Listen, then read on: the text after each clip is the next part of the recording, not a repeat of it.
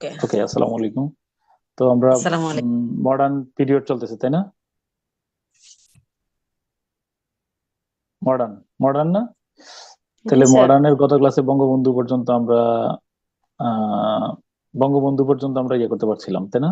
বঙ্গবন্ধু শেষ করছি। বঙ্গবন্ধুকে জাতির পিতা নিয়ে কিন্তু অনেকের আপত্তি ছিল, আপত্তি তো মোটামুটি কমছে, তাই না? জি স্যার। আচ্ছা, ঠিক আছে। Barack Obama. Um Barack Obama হলো 2009 শান্তিতে নোবেল পুরস্কার পাওয়া 4জন মার্কিন প্রেসিডেন্টের মধ্যে একজন, তাই না? অন্য 3জন হলো Theodore Roosevelt, doctor Woodrow Wilson, আর হলো কি জিমি কার্টার। আর বারাক ওবামার বইটা ওই সময় গুরুত্বপূর্ণ ছিল, প্রেসিডেন্টও ছিলেন। The Audacity of hope, dreams from my father, এগুলো খুব বিখ্যাত ছিল। Change we can believe in, এগুলো বাংলায় কিন্তু অনুবাদ হয়েছে। সর্বশেষ একদম লাস্টে একটা বই লিখছিলেন যে of the I sing letter to my daughters. নাম শুনে রাখলা, কিন্তু এগুলা মনে হয় না এখন আর। মানে অথরিটি ফরগেটস এ ডাইং কিং, বুঝছো? মানে এখন উনি উম, উনি ক্ষমতায় থাকাকালীন যেরকম খুব প্রচার প্রসার ছিল, আস্তে আস্তে কিন্তু ক্ষমতায় চলে যাওয়ার পরে একটু ইয়ে হয়েছে, তাই না? এগুলো কিন্তু বেশ জনপ্রিয় বই ছিল, the Audacity of hope. Okay. Burton Rasel পেলে, তিনি হলেন এই ব্রিটিশ ফিলোসোফার, লজিশিয়ান এন্ড ম্যাথমেটিশিয়ান, মনে রাখবা গণিতবিদ এবং দার্শনিক, কিন্তু সাহিত্য নোবেল পুরস্কার পেয়েছেন। ওনার নামটা কি?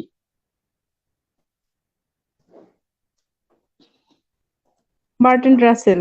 Bertrand Russell. তাহলে he was awarded Nobel prize in 1950। তাহলে বার্টন রাসেলের সাথে বাংলা সাহিত্যের এক যার মিল আছে, ভাবশিষ্য বলা হয় মোতায়ের হোসেন চৌধুরীকে। মোতায়ের হোসেন চৌধুরীর সুখ, বুঝছো? সুখ যদি তুমি ইয়া করো, পিডিএফটা পড়ো। পিডিএফ আকারে আছে। আমার জাস্ট 10 সেকেন্ড সময় তো দেখি আমি। বার্টন রাসেলের এটার নাম হলো সুখ। সরি,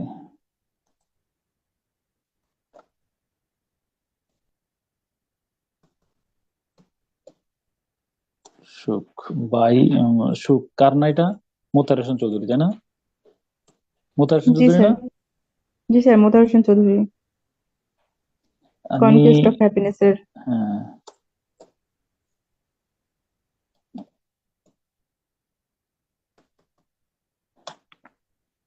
আহ, এই দেখো, এক অনুবাদ যে একটা ক্লাসিক গ্রন্থ, তোমরা যদি কেউ ধরো আমি শেয়ারটা ইয়ে করে ফেলছি, তাই না? শেয়ার করি।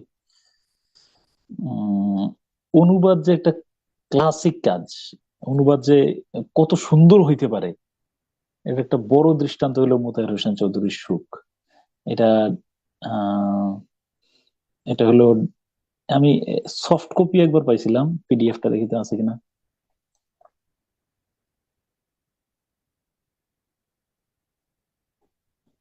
কিভাবে যে একবার হাওয়েভার এটা তুমি একটু চেষ্টা করে দেখো এটা পাওয়া যায় কিনা। সুখ। এক্সকিউজ মি স্যার, হ্যাঁ। আমি মাত্র ওই নম্বরে ফোন দিয়েছিলাম, হুম। একটা ভাইয়া ধরছে, তখন উনি বলছেন যে নাম্বারটা ওনার ওয়াইফের, অনেক বছর ধরে উনি এটা ইউজ করে না, তো বলছে উনি বাসায় যাওয়ার পরে তার ওয়াইফের সাথে আমাকে কথা বলায় দিবে, তার আচ্ছা, ঠিক আছে। ওয়াইফই এগুলো ডিল করে। হ্যাঁ, জি বলে স্যার। জরুরি ভিত্তিতে তুমি ইয়ে করে ঠিক আছে, হ্যাঁ। ওকে, ঠিক আছে, হ্যাঁ। আচ্ছা স্যার। ওকে। এখানে কি সুখ আছে কিনা এটার মধ্যে? ইস, হ্যাঁ, এবার আমি চেষ্টা করবো। মনে রাখবো যে ওই যে সুখ হইলো, তিনি একটা ইয়াতে বলছেন যে সুখ হইলো কিন্তু চর্বির মতো, জানো? সুখ বোধ তৈরি করা। দেখবো যে সুখ কিন্তু আমার ভিতরে জমা থাকে, মানে ভিতরে সুপ্ত অবস্থায় থাকে, এটা বের করে নিয়ে আসা। এই যেমন ধরো তুমি কি এই যে ধরো মানে কি ওই অমুকের তো, আমরা আমরা দুঃখ বোধে কখন থাকি? যখন এক্সপেকটেশনটা থাকে। দুঃখ এবং বড় জগতের দুঃখের কারণ কি? প্রধান কারণ কি?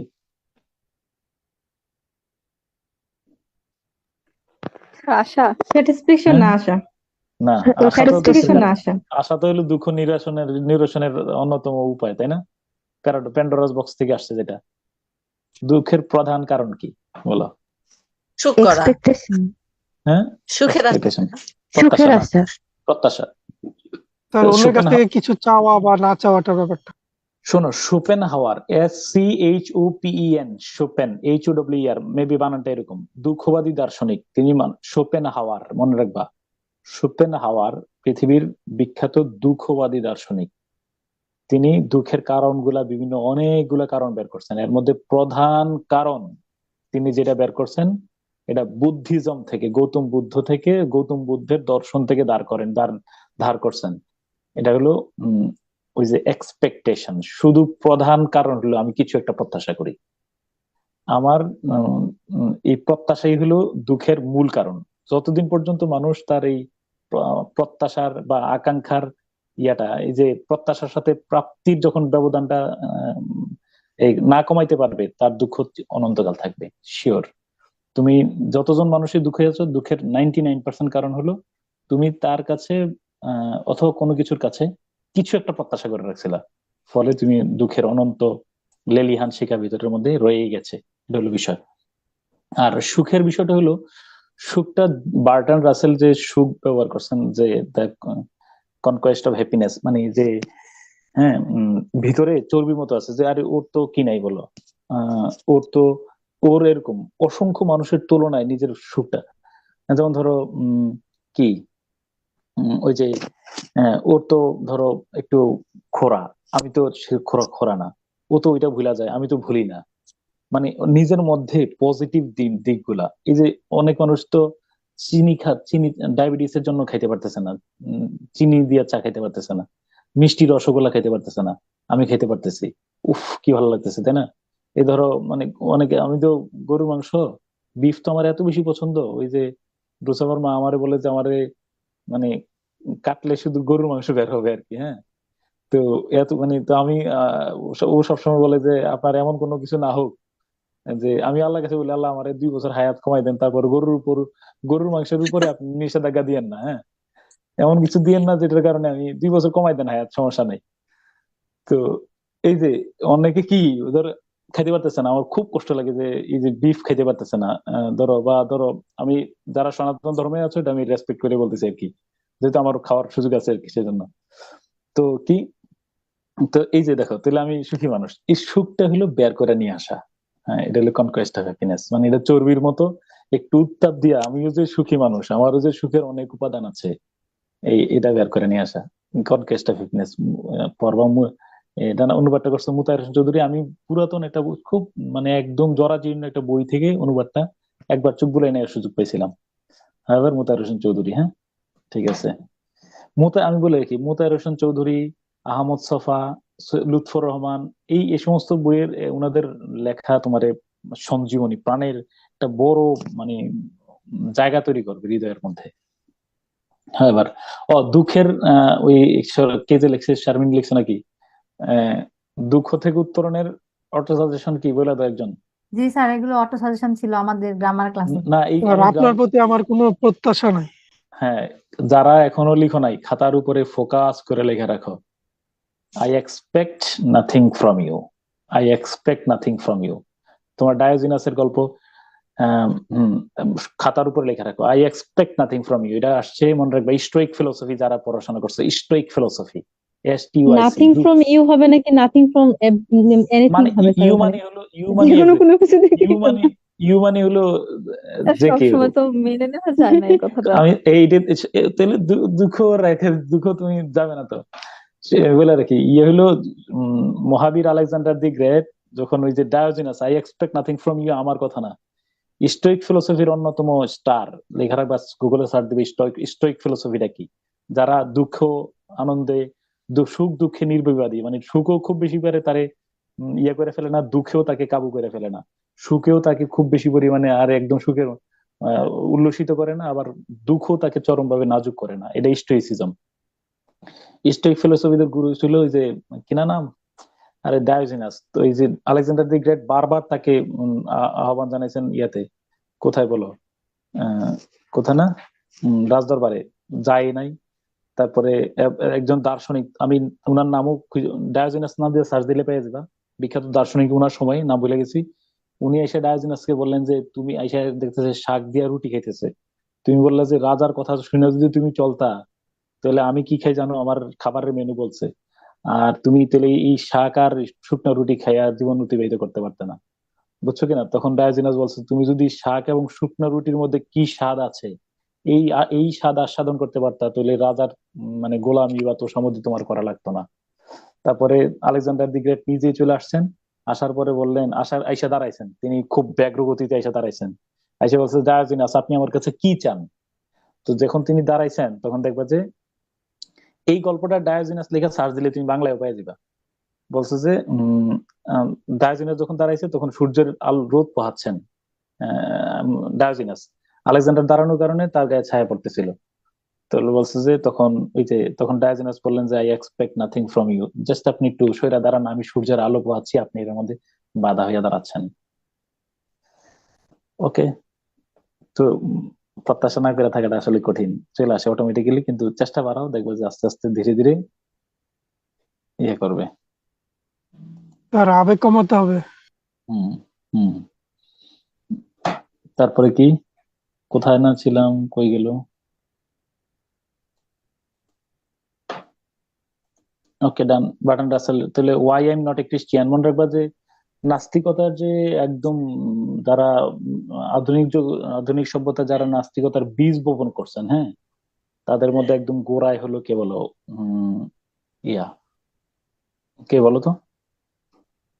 বার্টন রাসেল।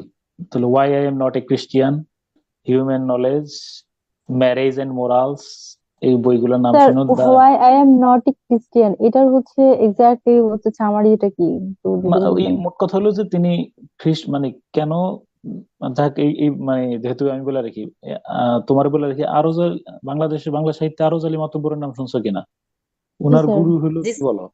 আহ ইয়া বার্টন রাসেল।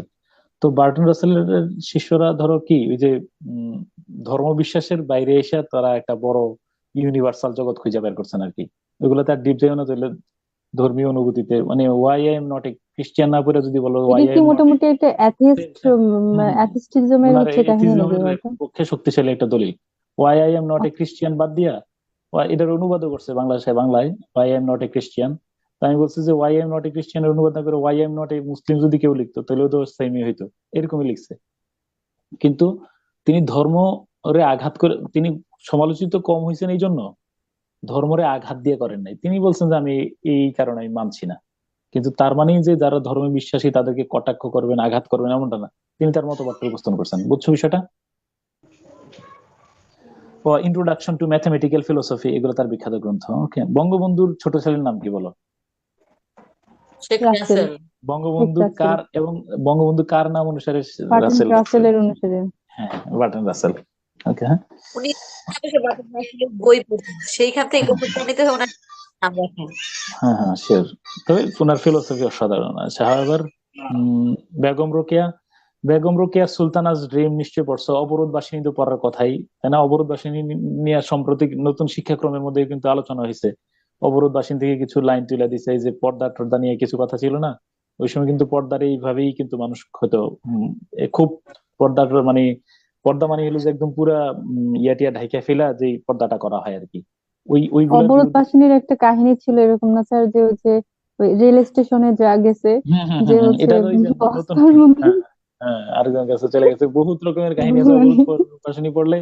ওই সময়ের যে আমরা নারীদের যে কি বলো, নারীরাও যে এক ধরনের বন্দি ছিল, হ্যাঁ, এই বন্দিত্ব আমরা তো এখন সুলতানাস ড্রিমের মধ্যে তিনি একটা জিনিস উপস্থাপন করছেন, অবরোধ বাসিনী থেকে বের হয়ে আসা ইংরেজিতে লেখা সুলতানাস ড্রিমের মধ্যে তিনি দেখাইছেন যে উম, বাংলাদেশ এই স্বাধীন হয়েছে, স্বাধীন দেশের মধ্যে মানে যখন পুরুষ কিন্তু দাসত্ব থেকে বের হয়ে যাইতে পারলেও নারী কি করতে পারে নাই বলো? পুরুষ ধরো কলোনিয়াল দাসত্ব থেকে বের হইতে দাসত্ব পারলেও, থেকে পুরুষ কলোনিয়াল দাসত্ব থেকে বের হইতে পারলেও নারী কিন্তু কি বলো ওই যে পুরুষের অধীনতা থেকে বের হইতে পারে নাই। সুলতানাস ড্রিমের আদলে একটা বাংলায় নাটক হয়েছে, নায়কের নাম অপূর্ব। নাটকটার নাম কি? দাঁড়া আমি একটু জিজ্ঞেস করিনি বাসায়, দাঁড়া আমি নিজে দেখছি।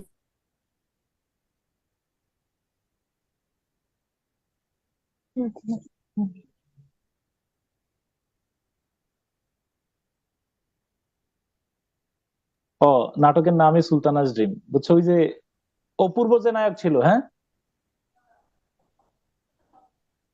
সুলতানের স্বপ্ন মানে অপূর্ব নায়ক ছিল।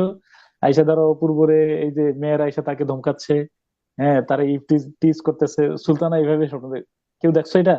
দেখে নিও। শুনছি স্যার, মানে উপন্যাসটা পড়ছিলাম যখন, তখন এই কাহিনীগুলো পড়ছিলাম যে হ্যাঁ হ্যাঁ হ্যাঁ কিভাবে হ্যাঁ একটা পুরুষ ঘরের কাজ করবে বা মেয়েরা বাইরে হ্যাঁ যে হ্যাঁ কাজ করবে, পুরোপুরি, তাই না? অফিসে হ্যাঁ কাজ হ্যাঁ করবে, হ্যাঁ হ্যাঁ, এগুলা। সুলতানা এরকম ভাবে দেখছে আর কি। হ্যাঁ, ওকে। হ্যাঁ, বা তাহলে মোটামুটি সুলতানার ড্রিম অনেকটাই কিন্তু এখন এই সমাজের মধ্যে অনেকটাই কিন্তু কি বলো, প্রতিষ্ঠিত। উম, প্রতিষ্ঠিত। এটা কিন্তু অনেক, এটা তুমি আজ থেকে 20-50 বছর আগে, 20 বছর আগে কথা চিন্তা করো না, 30-25 বছর আগে, 25 বছর আগে তোমার বড় বোন টড় বোন থাকলে দেখো যে এসএসসি পাস করে ফেলছে, এইচএসসি পাস করে ফেলছে, তাকে বিয়ে দেওয়ার জন্য যে একটা উম, মানে টেনশন পরিবারের মধ্যে, এটা অন্তত পক্ষে লাঘব হয়েছে কিছুটা হইলো, তাই না? জি স্যার। আমাদের তারপরে পরিবারে আমি গ্রামের দেখছি যে সমস্যা। একদম পুরা মানে গোষ্ঠীগতই সবাই এসএসসি বা এইচএসসির উপরে কেউ যাইতে পারে নাই, তার মধ্যেই বিয়ে শাদী দিয়ে ফেলছে। ওকে, হ্যাঁ। Chinua Achebe, father of modern African literature, things fall apart. Things fall apart, হ্যাঁ, এটা থিংস ফল অ্যাপার্ট লাগবে না, এটা ডব্লিউ বি এর স্যার, এটা কবিতার লাইন থেকে নেওয়া হয়েছে। হ্যাঁ, ওকে। পরে শুধু নামটা মনে রেখো, things fall apart. Dan Brown, দাদা ভিনসি কোডের নাম না স্যার বার্টন রাসেল কোন কোন গ্রন্থের জন্য স্যার লিটারেচারে ওভারঅল 1950 সালে ওভারঅল নোবেল পুরস্কার সাহিত্যকর্মের জন্য আমি বলছি, ওভারঅল এমনি নির্দিষ্ট কোনো গল্প না, ওভারঅল সাহিত্যকর্মের জন্য, হ্যাঁ, সাহিত্যে অবদান রাখার জন্য, ওভারঅল। আচ্ছা, এমনি হাতে গোনা, আমি বলছিলাম যে 9 জন হইলো, যে যেমন ধরো কিম দা জাঙ্গাল বুকের জন্য কেনা পাইছিল, ওই যে দা জাঙ্গাল বুকের জন্য পাইছিল কে, রুডিয়ার্ড কিপলিং। রবীন্দ্রনাথ ঠাকুর পাইছে সোনার তরীর জন্য, এরকম কিছু। রবীন্দ্রনাথ ঠাকুর পাইছে, সরি, কিসের জন্য না, আরে গীতাঞ্জলি। সং গীতাঞ্জলি। অফ রিস। গীতাঞ্জলির জন্য, গীতাঞ্জলি। এরকম মানে নির্দিষ্ট এরকম 9টা গ্রন্থ, 9 জন ছাড়া, আর বাকি সবাই হলো যে ওভারঅল সাহিত্যকর্মের জন্য। দাদা ভিনসি কোড, এই ভিনসিটা হলো লিওনার্দো দা ভিনসি, মনে রাখবা যে ওইটা আমি প্রথমে একদিন বলছিলাম, এই যে ওই যে দা লাস্ট সাপার ছবিটা যখন আঁকছিল, এই যে ভি একটা আকৃতির চিহ্ন আছে, ওই ভি কে কেন্দ্র করেই দাদা ভিনসি কোড হয়েছে। খুব রহস্যময় একটা উপন্যাস, দুর্বোধ্য উপন্যাস বলতে পারো, আসলে বোঝা কঠিন। ডেভিড এমিল কি বোঝা দুরখেইম, যায় না স্যার এটা? সুইসাইড, হ্যাঁ, first methodological study of social fact in the context of society. এটা ম্যাথোলজিক্যাল স্টাডি, এটা অন্য কিছু, এটা প্রবন্ধের মতো। ডেভিড ইমেল দুরখেইম, ওনার লেখা সুইসাইড, নামটা মনে রেখো। ডোরিস লেসিং এর বই হলো দ্য গোল্ডেন নোটবুক, এইটার জন্য তিনি 2007 সালে নোবেল স্যার পুরস্কার ডন পেয়েছেন। ব্রাউন থেকে কোনটা কোনটা পড়বো হচ্ছে? দেন the- দাদা ভিনসি কোড, অনলি দাদা ভিনসি কোড, এটাই বিখ্যাত, হ্যাঁ, দাদা ভিনসি কোড। তারপরে হলো Doris লেসিং, the golden notebook. The grass is singing দরকার নেই, দ্য গোল্ডেন নোটবুকের জন্য তিনি নোবেল পুরস্কার হয়েছেন। DH Lawrence, David Richard Herbert Lawrence, DH Lawrence. তাহলে তিনি হইলো তার এমন রাখবা, এইটা হইলো তার সম্পর্কে আমি একটু গল্প বলি, আগে বইয়ের নাম বলো। His characters always portray himself. ঘুরে ফিরে তার নায়ক গুলার মধ্যে আমরা কাকে খুঁজে পাই বলো? ডিএস লরেন্স কে খুঁজে পাই। সবগুলোর মধ্যে ডিএস লরেন্স কে খুঁজে পাইবা। আবার ওই যে চার্লস ডিকেন্স আছে না, চার্লস ডিকেন্সের কিন্তু ঘুরে ফিরে কি বলবা, চার্লস ডিকেন্স কি ওনার আমরা ক্যারেক্টার খুঁজে গুলাই পাই। পাওয়া যাবে। হ্যাঁ, তবে চার্লস ডিকেন্সের সকল উপন্যাসে কি আছে বলো? লন্ডন আছে। আর এখানে লন্ডন। উনার সবগুলাতে নামগুলাকে পরে পরে বলতেছি, sons and lovers, Lady Chatterley's lover, rainbow, women in love, white peacock. আমি বলি, উনি জীবদ্দশায় থাকতে উনারে সবাই প্রচন্ড ভাবে গালাগালি করতো, এবং উনি ধরো উনার গ্রন্থগুলার সাথে আমি তুলনা করি বাংলা সাহিত্যে, হুমায়ুন আজাদের লেখা পাক স্যার জমিন সাদ বাদ, তাসলিমা নাসরিনের লেখা ক, লজ্জা,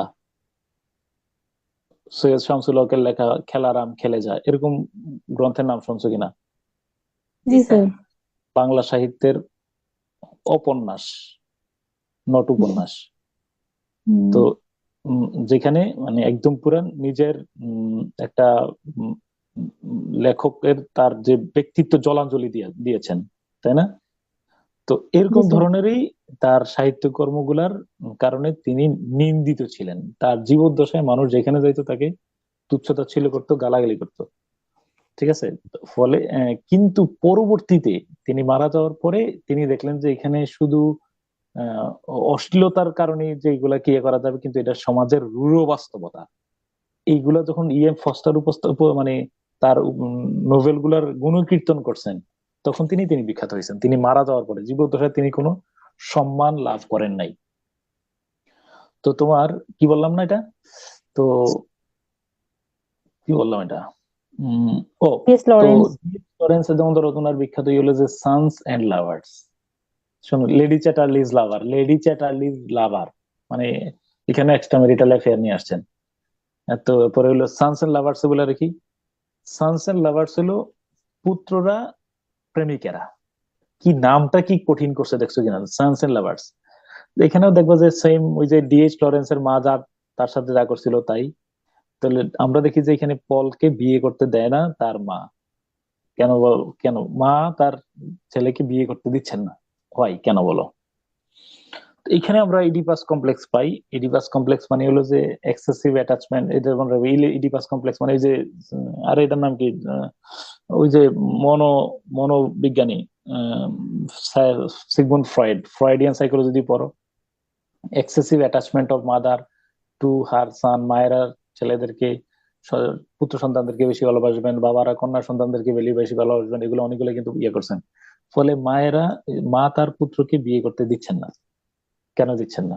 এইখান থেকে দেখবে যে আমাদের যে উম, উম, বউ শাশুড়ির যে দ্বন্দ্ব চিরন্তন, এইখানেই এটার উৎপত্তি। তিনি এটা আবিষ্কার করে দিচ্ছেন যে ধরো তুমি দেখো যে তুমি এখন বিয়ে করো নাই, মায়ের সাথে যে সখ্যতা, তুমি সবকিছু ইচ এন্ড এভরিথিং যখন শেয়ার করছো, তারপরে কি তোমার টাকা পয়সা থেকে শুরু করে সবকিছু যখন তুমি বিয়ে করছো, আরেকজন নারী এসে যখন এখানে ভাগ বসাচ্ছেন, তখনই কি হচ্ছে বলো, একটা মানসিক মনস্তাত্ত্বিক দ্বন্দ্ব তার নিজের অগোচরেই তৈরি হচ্ছে। আবার যখন উনি আসলেন, সেও আবার পুরো মানে দখল পুনর্দখলের একটা মনস্তাত্ত্বিক লড়াই বিরাজমান থাকে। এটা স্যার, একদম এটা তো আসলে ব্যাপারটা এরকম যে হচ্ছে বেসিক্যালি যেটা সেটা একটা মনের ব্যাপার, যে হচ্ছে এটা একদম হতে পারে আমার ছেলেটা মনে হয় মানে আমার এটা থেকে সরে সাইকোলজি। যাচ্ছে, এরকম sure sure sure sure psychological psychology, ব্যাপার। এটা তো মানে এটা সিগমুন্ড ফ্রয়েডিয়ান সাইকোলজি এটাকে বলা হয়। এটা একটা মনস্তাত্ত্বিক যুদ্ধ, এবং এটা হলো মানে দখল পুনর্দখলের লড়াই। এটা হলো যে আমি চাই যে ইসরায়েল পুরোটা দখল করার জন্য, আর ইসরায়েল চাই কি পুরোটা ফিলিস্তিন কি দখল করার জন্য।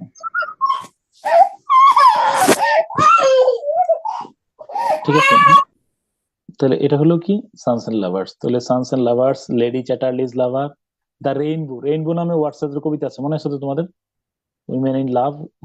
প্রত্যেকটাতে কিন্তু একদম অ্যাডাল্ট, মানে একদম পুরা ইয়ার মতো আর কি। এই যে উম, ওই যে যেগুলোর নাম বললাম আমি, Dylan Thomas, Fern Hill, Suniti Kumar, লাগবে না। ওডিবিএল লিখছেন, ODBL the origin and development of Bengali language, Akbar Ali Khan, দরকার নাই। ইএম মিলফোর্ড লিখছে the field of embroidered quilt. এটা বাংলা অনুবাদ কি বলতো? নকশিকাঁথার মাঠ। নকশিকাঁথার মাঠ। ইমারসন লিখছেন Ralph Waldo Emerson, the American scholar. পরীক্ষায় কখনো আসে নাই, আসার মতো না, তবে এমারসন আমেরিকান স্কলার, বাড়ি আমেরিকায়। এমারসন। এরিক এক্সেল কালফ্রেড, তিনি হলো সাহিত্যে মৃত ব্যক্তি সাহিত্যে নোবেল পুরস্কার পান না, কিন্তু তিনি পস্তমাস নোবেল প্রাইজ উইনার। 1931 সালে মরণোত্তর নোবেল পুরস্কার পাইছেন। 3 জন মরণোত্তর নোবেল পুরস্কার পাইছিলেন। অর্থাৎ তাদের নামটা যখন গৃহীত হয়, তাদের নাম যখন বাছাই করা হয়, তো এরপরে তারা মারা গেছেন নাম বাছাই করার পরে, ফলে তারাই মরণোত্তর নোবেল পুরস্কার পেয়েছেন। E M Forster, Edward Morgan Forster. Okay, Edward Morgan Forster, এটা আমাদের খুব গুরুত্বপূর্ণ গ্রন্থ। ওনার একটা বিখ্যাত প্রবন্ধের নাম হলো মাই উডের মধ্যে হলো, শোনো, মাই উডের মধ্যে তিনি একটা জিনিস দেখাইছেন। আমি যদি তোমারে আহ সম্পদের প্রতি মানুষের উম উম, চাহিদা চাহিদা কি বলো, উম মানে অফুরন্ত। তোমার যদি আমি এখন 10 লাখ টাকা দেই, তাতেও কিন্তু তুমি কি বলো, আমি আমি কিন্তু খুব খুশি। 1 কোটি টাকা দিলেও কিন্তু আমি খুশি। 1 কোটি টাকা যদি তুমি আমারে দাও, আমি কিন্তু এটা বইসা থাকবো না, আমি চাইবো 1 কোটিকে কিভাবে 10 কোটিতে রূপান্তর করা যায়। 1 কোটি টাকা দিলে যে আমার অভাব মোচন হবে এমনটাও কিন্তু না। 1 কোটি টাকা দেওয়ার পরে আমার ঘাটতি 1 কোটি টাকা পরিমাণ থাকবে আরো। তাহলে দেখবো যে মানুষ দেখবো যে অনেক বড় পয়সাওয়ালা, কিন্তু তার ঋণের পরিমাণ কিন্তু তার চেয়ে বেশি, তাই না? তো মাই ওয়ার্ডের মধ্যে তিনি মানুষের যে লোভ বা চাওয়ার পরিমাণটা যে অফুরন্ত, এটা বোঝানো হয়েছে ইএম ফস্টার। তবে তিনি আমাদের দেশে কালজয়ী হয়ে আছেন যে গ্রন্থের জন্য, এটার নাম হলো প্যাসেজ টু ইন্ডিয়া। কাইন্ডলি একজন একটু প্যাসেজ টু ইন্ডিয়ার একটু চরিত্রগুলোর নাম পড়ো। ডক্টর আজিজ, হুম। তারপরে রনি হিসলপ, তারপরে Stella Moore, miss Adela Quested. Quested, doctor Aziz, Ronny Heaslop, Stella Moore, miss Adela Quested, নামগুলো মুখস্থ করো তাড়াতাড়ি, এগুলো গুরুত্বপূর্ণ চরিত্র। Doctor Aziz, Ronny Heaslop, Stella Moore, miss Adela Quested. Okay, একটু গল্পটা ইভেন শুনতে হবে। দ্য সেলেস্টিয়াল অমনিবাস কমে আসছে এ রুম স্টেলা মুর, স্যার স্টেলা মুর আর অ্যাডেলা এই দুটো কি হচ্ছে বলবো, মানে গল্প সিঙ্গেল আছে, ক্যারেক্টার? একটু বলতেছি, আগে একটু শোনো, এখানে আমি বলে রাখি। হ্যাঁ, এখানে ডক্টর আজিজ আর রনি হিজলপ দুজন হলো পুরুষ ক্যারেক্টার, স্টেলা মুর আর হলো মিস অ্যাডেলা কোয়েস্টেড দুজন হলো ফিমেল ক্যারেক্টার। বলতেছি, গল্প আসে সামনে, একটু দাঁড়াও। ওকে, মানে এই পেসেজ টু ইন্ডিয়ার কেন তাৎপর্যপূর্ণ এটা আমরা একটু পরে নেই। ওকে, বড় গল্প পড়া যাবে না, শুধু সিনোপসিসটা একজন পড়ে শোনাও। উপন্যাসের 4টা চরিত্র বলো। 4টা চরিত্র ডক্টর আজিজ, তারপরে রনি হিসলপ, স্টেলা মুর এবং মিস 5টা অ্যাডেলা চরিত্র বলতে পারি, কোয়েস্টেড। আমি এখানে সিরিল ফিল্ডিং নিয়ে আসি নাই। সিরিল ফিল্ডিং হলো ডক্টর আজিজের ব্রিটিশ বন্ধু। হ্যাঁ, তারপরে মিসেস মুর এবং মিস অ্যাডেলা কোয়েস্টেড। কোয়েস্টেড, শুধু পাহাড়ের গুহাটার নাম পড়ো, একটু এই অংশ শুধু এতটুকু পড়ো। হ্যাঁ, এরপর আমি গল্পটা তোমার বলতেছি। মারাবার বিহারের বারাবার গুহার অনুরূপ নামক মানে একটি অর্থাৎ গুহায় আমি বলে আর কি, মারাবার ইএম ফস্টার গুহাটার নাম করণ করছেন মারাবার। তাহলে ঐতিহাসিকরা ধারণা করতেছে যেহেতু কাহিনী চরিত্রগুলো এমন একটা জায়গার মধ্যে নিয়ে আসছে, এটা ওই বারাবার মানে বারাবার নামে একটা গুহা আছে, ওই গুহার কাছেই যেহেতু ঘটনাগুলো ঘটাইছে, হয়তো বারাবারটারে তিনি মারাবার নাম দিয়ে উপস্থাপন করছেন আর কি। হ্যাঁ, এক্স্যাক্টলি গুহাটার নাম হচ্ছে বারাবার, কিন্তু বারাবার, এখানে উনি প্রেজেন্ট করছেন মারাবার হচ্ছে দিয়ে। মারাবার নামে। হুম। আচ্ছা, একটি গুহায় ভ্রমণের সময় অ্যাডেলা নিজেকে ডক্টর আজিজের সাথে একটি গুহায় একাকী অবস্থায় পায় এবং সে ভয়ে আতঙ্কিত হয়ে গুহা ত্যাগ করে। ধারণা করা হয় যে ডক্টর আজিজ অ্যাডেলাকে শারীরিকভাবে আক্রমণ করার চেষ্টা করেছিল। আজিজের বিচার এবং এর ফলাফল স্বদেশীয় ইন্ডিয়ান এবং ঔপনিবেশিক ঠিক আছে, ব্রিটিশ। ওকে, একটু একটু সময় এই অংশটা একটু পড়ো, এরপর আমি গল্পটা বললে তোমার মাথায় ঢুকবে। একটু হালকা গল্পটা পড়ো, আমি একটু হালকা টিভি নিয়ে করতেছি, তুমি গল্পটা বলো, তারপর আমি 30 সেকেন্ডে আমি জিনিস কথা বলে দেবো। একটু হালকা করে পড়ো প্রথম দিকটা। হ্যাঁ, পড়ো। অ্যাডেলা কোয়েস্টেড একজন তরুণ স্কুল শিক্ষিকা এবং তার বয়স্ক বন্ধু মিসেস মুর ব্রিটিশ ইন্ডিয়ার কাল্পনিক শহর চন্দ্রপুর ভ্রমণ করে এবং বলা হয়ে থাকে যে এটি বিহারের উপশহর পাটনার বাঙ্কিপুর এর অনুরূপ। অ্যাডেলা সিদ্ধান্ত নিতে আসে যে সে মিসেস মুরের ছেলে সিটি ম্যাজিস্ট্রেট রনি হিসলপ একে বিয়ে করবে কিনা। এদিকে ডক্টর আজিজ, তরুণ ইন্ডিয়ান মুসলিম চিকিৎসক, তার 2জন ইন্ডিয়ান বন্ধুর সাথে বসে খাচ্ছে এবং আলাপ করছে যে ইংরেজদের সাথে তাদের বন্ধুত্ব সম্ভব কিনা এই বিষয়ে। এই সময় মেজর ক্যান্ডেলারের নিকট থেকে আজিজকে তলব করা হয়। মেজর ক্যান্ডেলার আজিজের ঊর্ধ্বতন কর্মকর্তা, যাকে আজিজ বিরক্ত মনে করে। আজিজের নির্দেশ অনুযায়ী খুব দ্রুত ক্যান্ডেলারের বাংলোর দিকে যায়, কিন্তু টঙ্গা, এক ধরনের বাহন, পেতে দেরি করায় এবং টায়ারের ত্রুটির কারণে আজিজ পৌঁছাতে বিলম্ব করে, ফলে মেজর ক্ষোভে আগেই চলে যান। আজিজ আশাহত হয়ে একটা টার্ম আছে এখানে, টার্মটাই বলো। ক্লাস্ট্রোফোবিয়া মানে কি? আবদ্ধ স্থান সম্পর্কে অস্বাভাবিক ভীতি। এটা হলো টার্মটা নিয়ে এসো। ওকে, বানানটা খেয়াল করে এই টার্মটা খুব গুরুত্বপূর্ণ। হ্যাঁ, দাঁড়াও ক্লাস্ট্রোফোবিয়া। একটু আমি পানি খেয়ে নিই। 30 সেকেন্ড। ক্লাস্ট্রোফোবিয়া।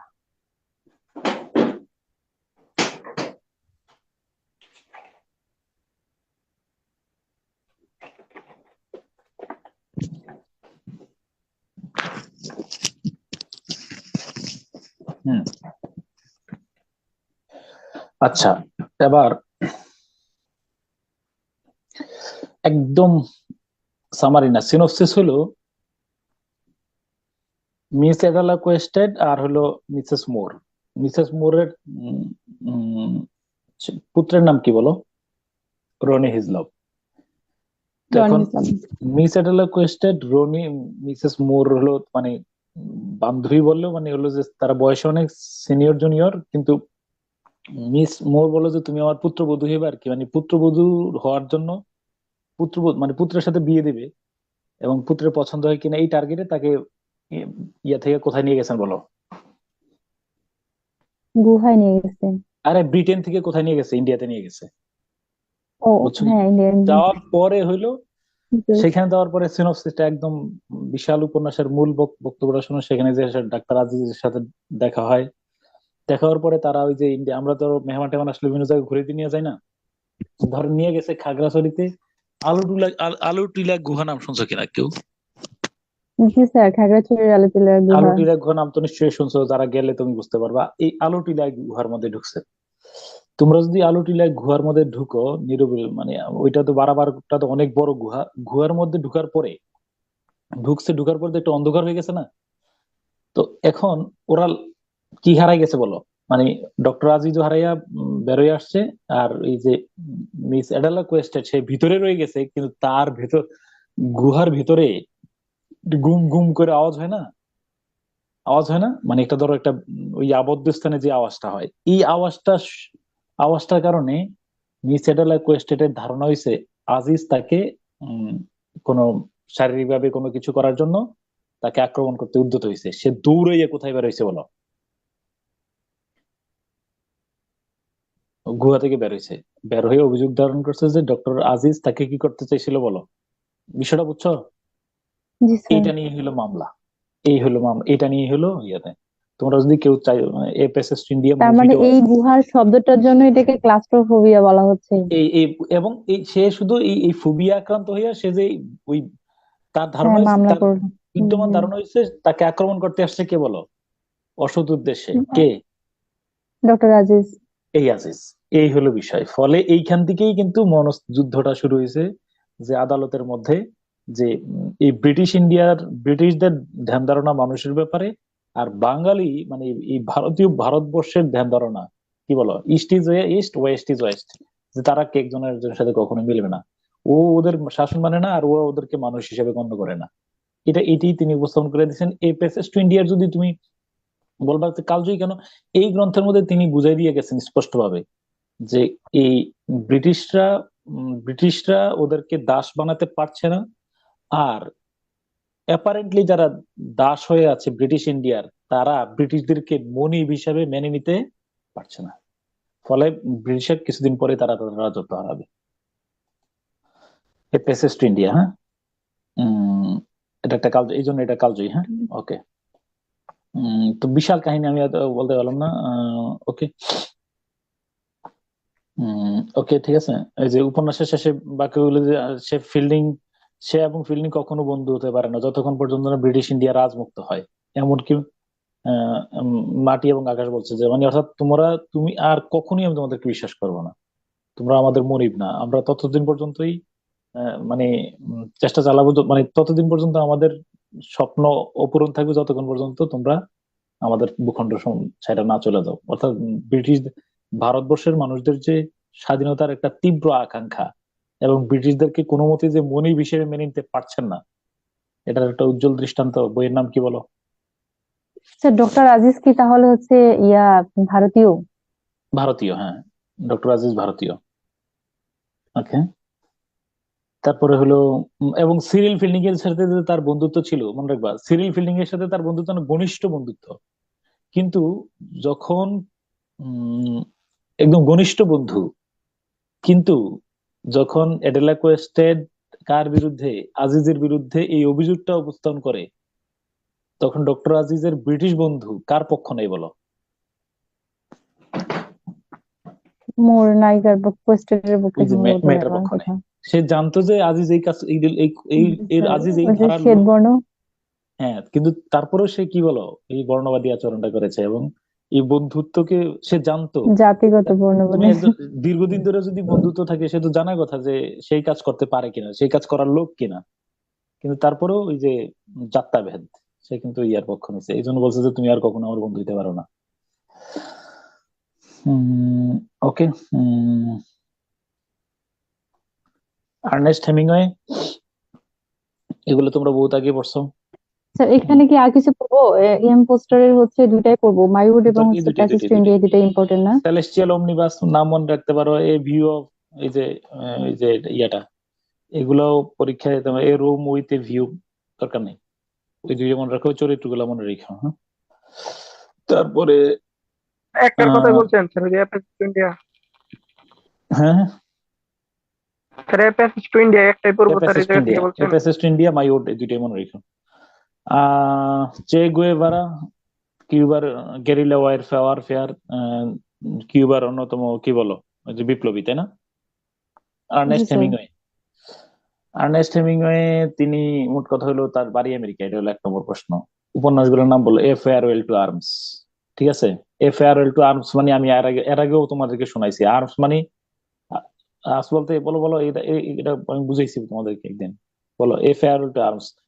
দ্বিতীয় বিশ্বযুদ্ধের সময় তার কি বলো, তার প্রেমিকা মারা গেছে, এটা হলো বাহুর বিদায়। আবার এ ফেয়ারওয়েল টু আর্মস, আর্মস মানে কি বলো? আর্মস যুদ্ধাস্ত্র, মানে তাই না? তো অস্ত্র স্যার, যুদ্ধাস্ত্র। যুদ্ধাস্ত্র, ফলে যুদ্ধাস্ত্রের বিদায়, তাই না?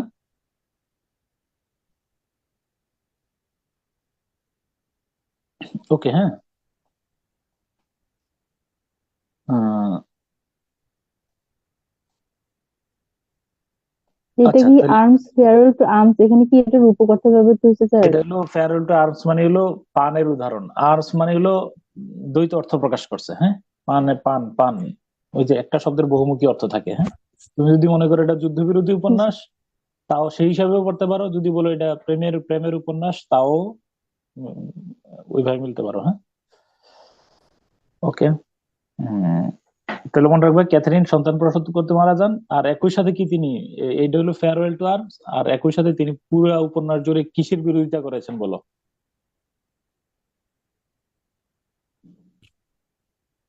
The old man and the C.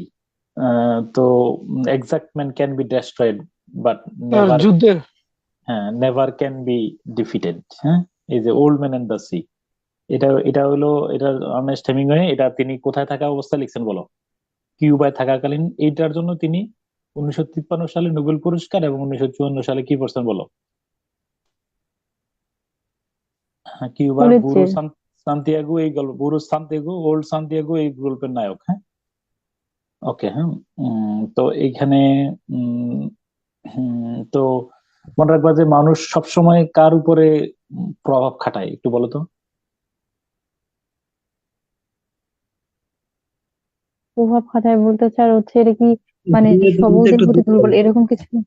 মানে ওই যে যে মানুষ মানুষ সম্প্রদায় মনে করে তারা বাদে দুনিয়ার বাকি সব জীবজন্তুই মানুষ, অর্থাৎ মনে করে একজন উম, ধরো একজন প্রভাবশালী তার নিচু স্তরের সবাইকে তার অধীনস্থ মনে করেন, বুঝছো? একজন কমান্ডার, মানে অর্থাৎ মানুষ, মর্লিন মাছটার সাথে মাছের ব্যাপারে কার এই বৃদ্ধ সান্তিয়াগোর যেই ধারণাটা ছিল, একটা মাছ, ধরো মাছটাকে জব্দ করার ব্যাপারে মাছের উপর সে অধিকার খাটাইছে কি? মাছের সাথে তার অধিকারটা কি বলে? সমুদ্রের মাছের সাথে তার অধিকার কি আছে? এতটুকুই অধিকার, এতটুকুই যে আমি প্রভাবশালী, আর সে কি বলো আমার চেয়ে ইনফেরিয়র। আমার কথা বুঝছো কিনা? জি তো স্যার, ফলে সুপিরিয়ররা ইনফিরিয়র ওপর প্রভাব খাটাবে, এটাই। সব সময়ের মধ্যে সবসময় কি করবে বলো?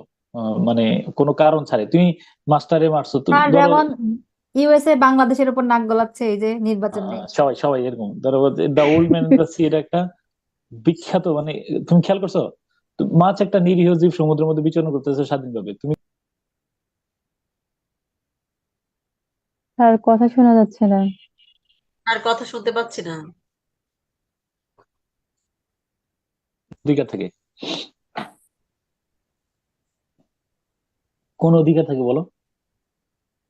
স্যার শুনতে পারি নাই এতক্ষণ কি বলছেন। মানে ওই যে সমুদ্রের মধ্যে মাছ ঘুরতেছে চলতেছে স্বাধীনভাবে চলাফেরা করতেছে, ওরে এটা ধরে লবণ মরিচ দিয়ে তুমি বাইজা বুঝা খাচ্ছ, কোন অধিকার থেকে খাইতেছো? ওই যে ইনফেরিয়র আর সুপিরিয়র। ওই যে ইয়ার মৌলিক মধ্যে অধিকার। যদি ঠিক এ ব্যাপার একই ব্যাপার ঘটতো মানুষের সাথে, মানুষ যদি কোনো মানুষকে হত্যা করে এইভাবে তার বাহনের এই নিয়ম, হ্যাঁ, ওই যে যেভাবে তিন মাস্টারে তিনি বধ করে নিয়ে গেছেন। ওকে, হ্যাঁ, ওকে। তবে শেষে বলছেন যে but man is not made for defeat, এটা হলো তার বিখ্যাত, a man can be destroyed but not defeated.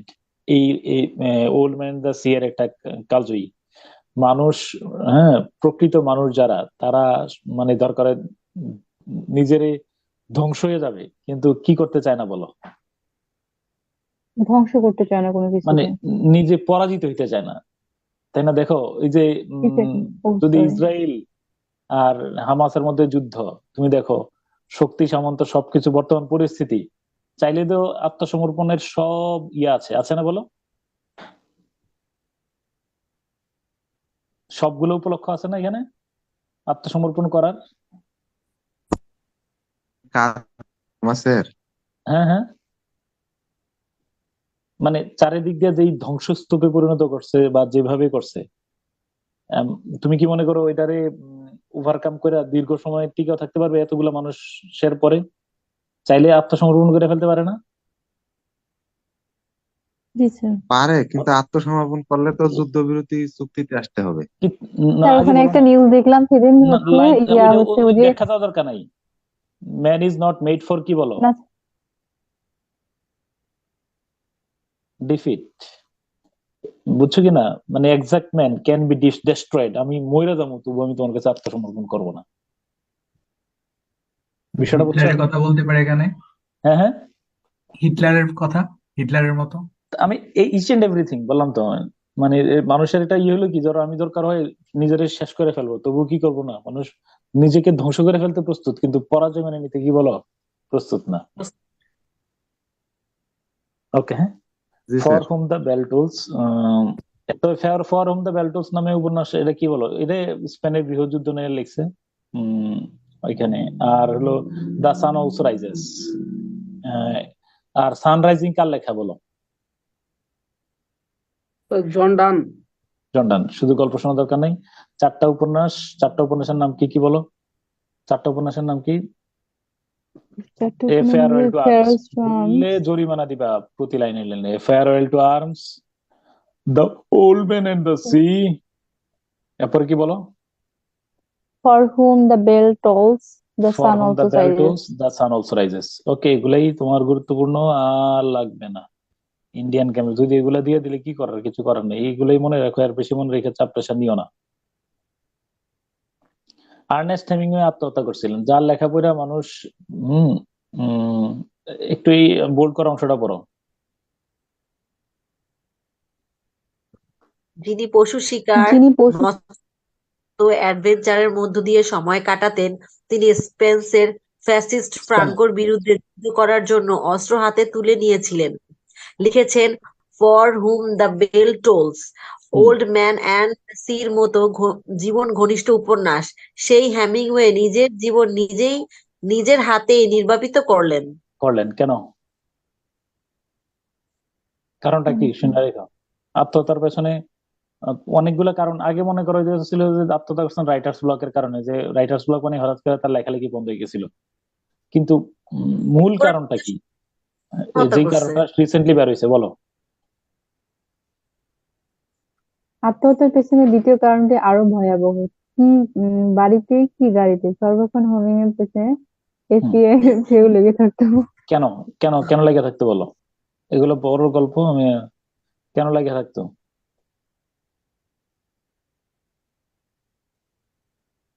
জানি না স্যার।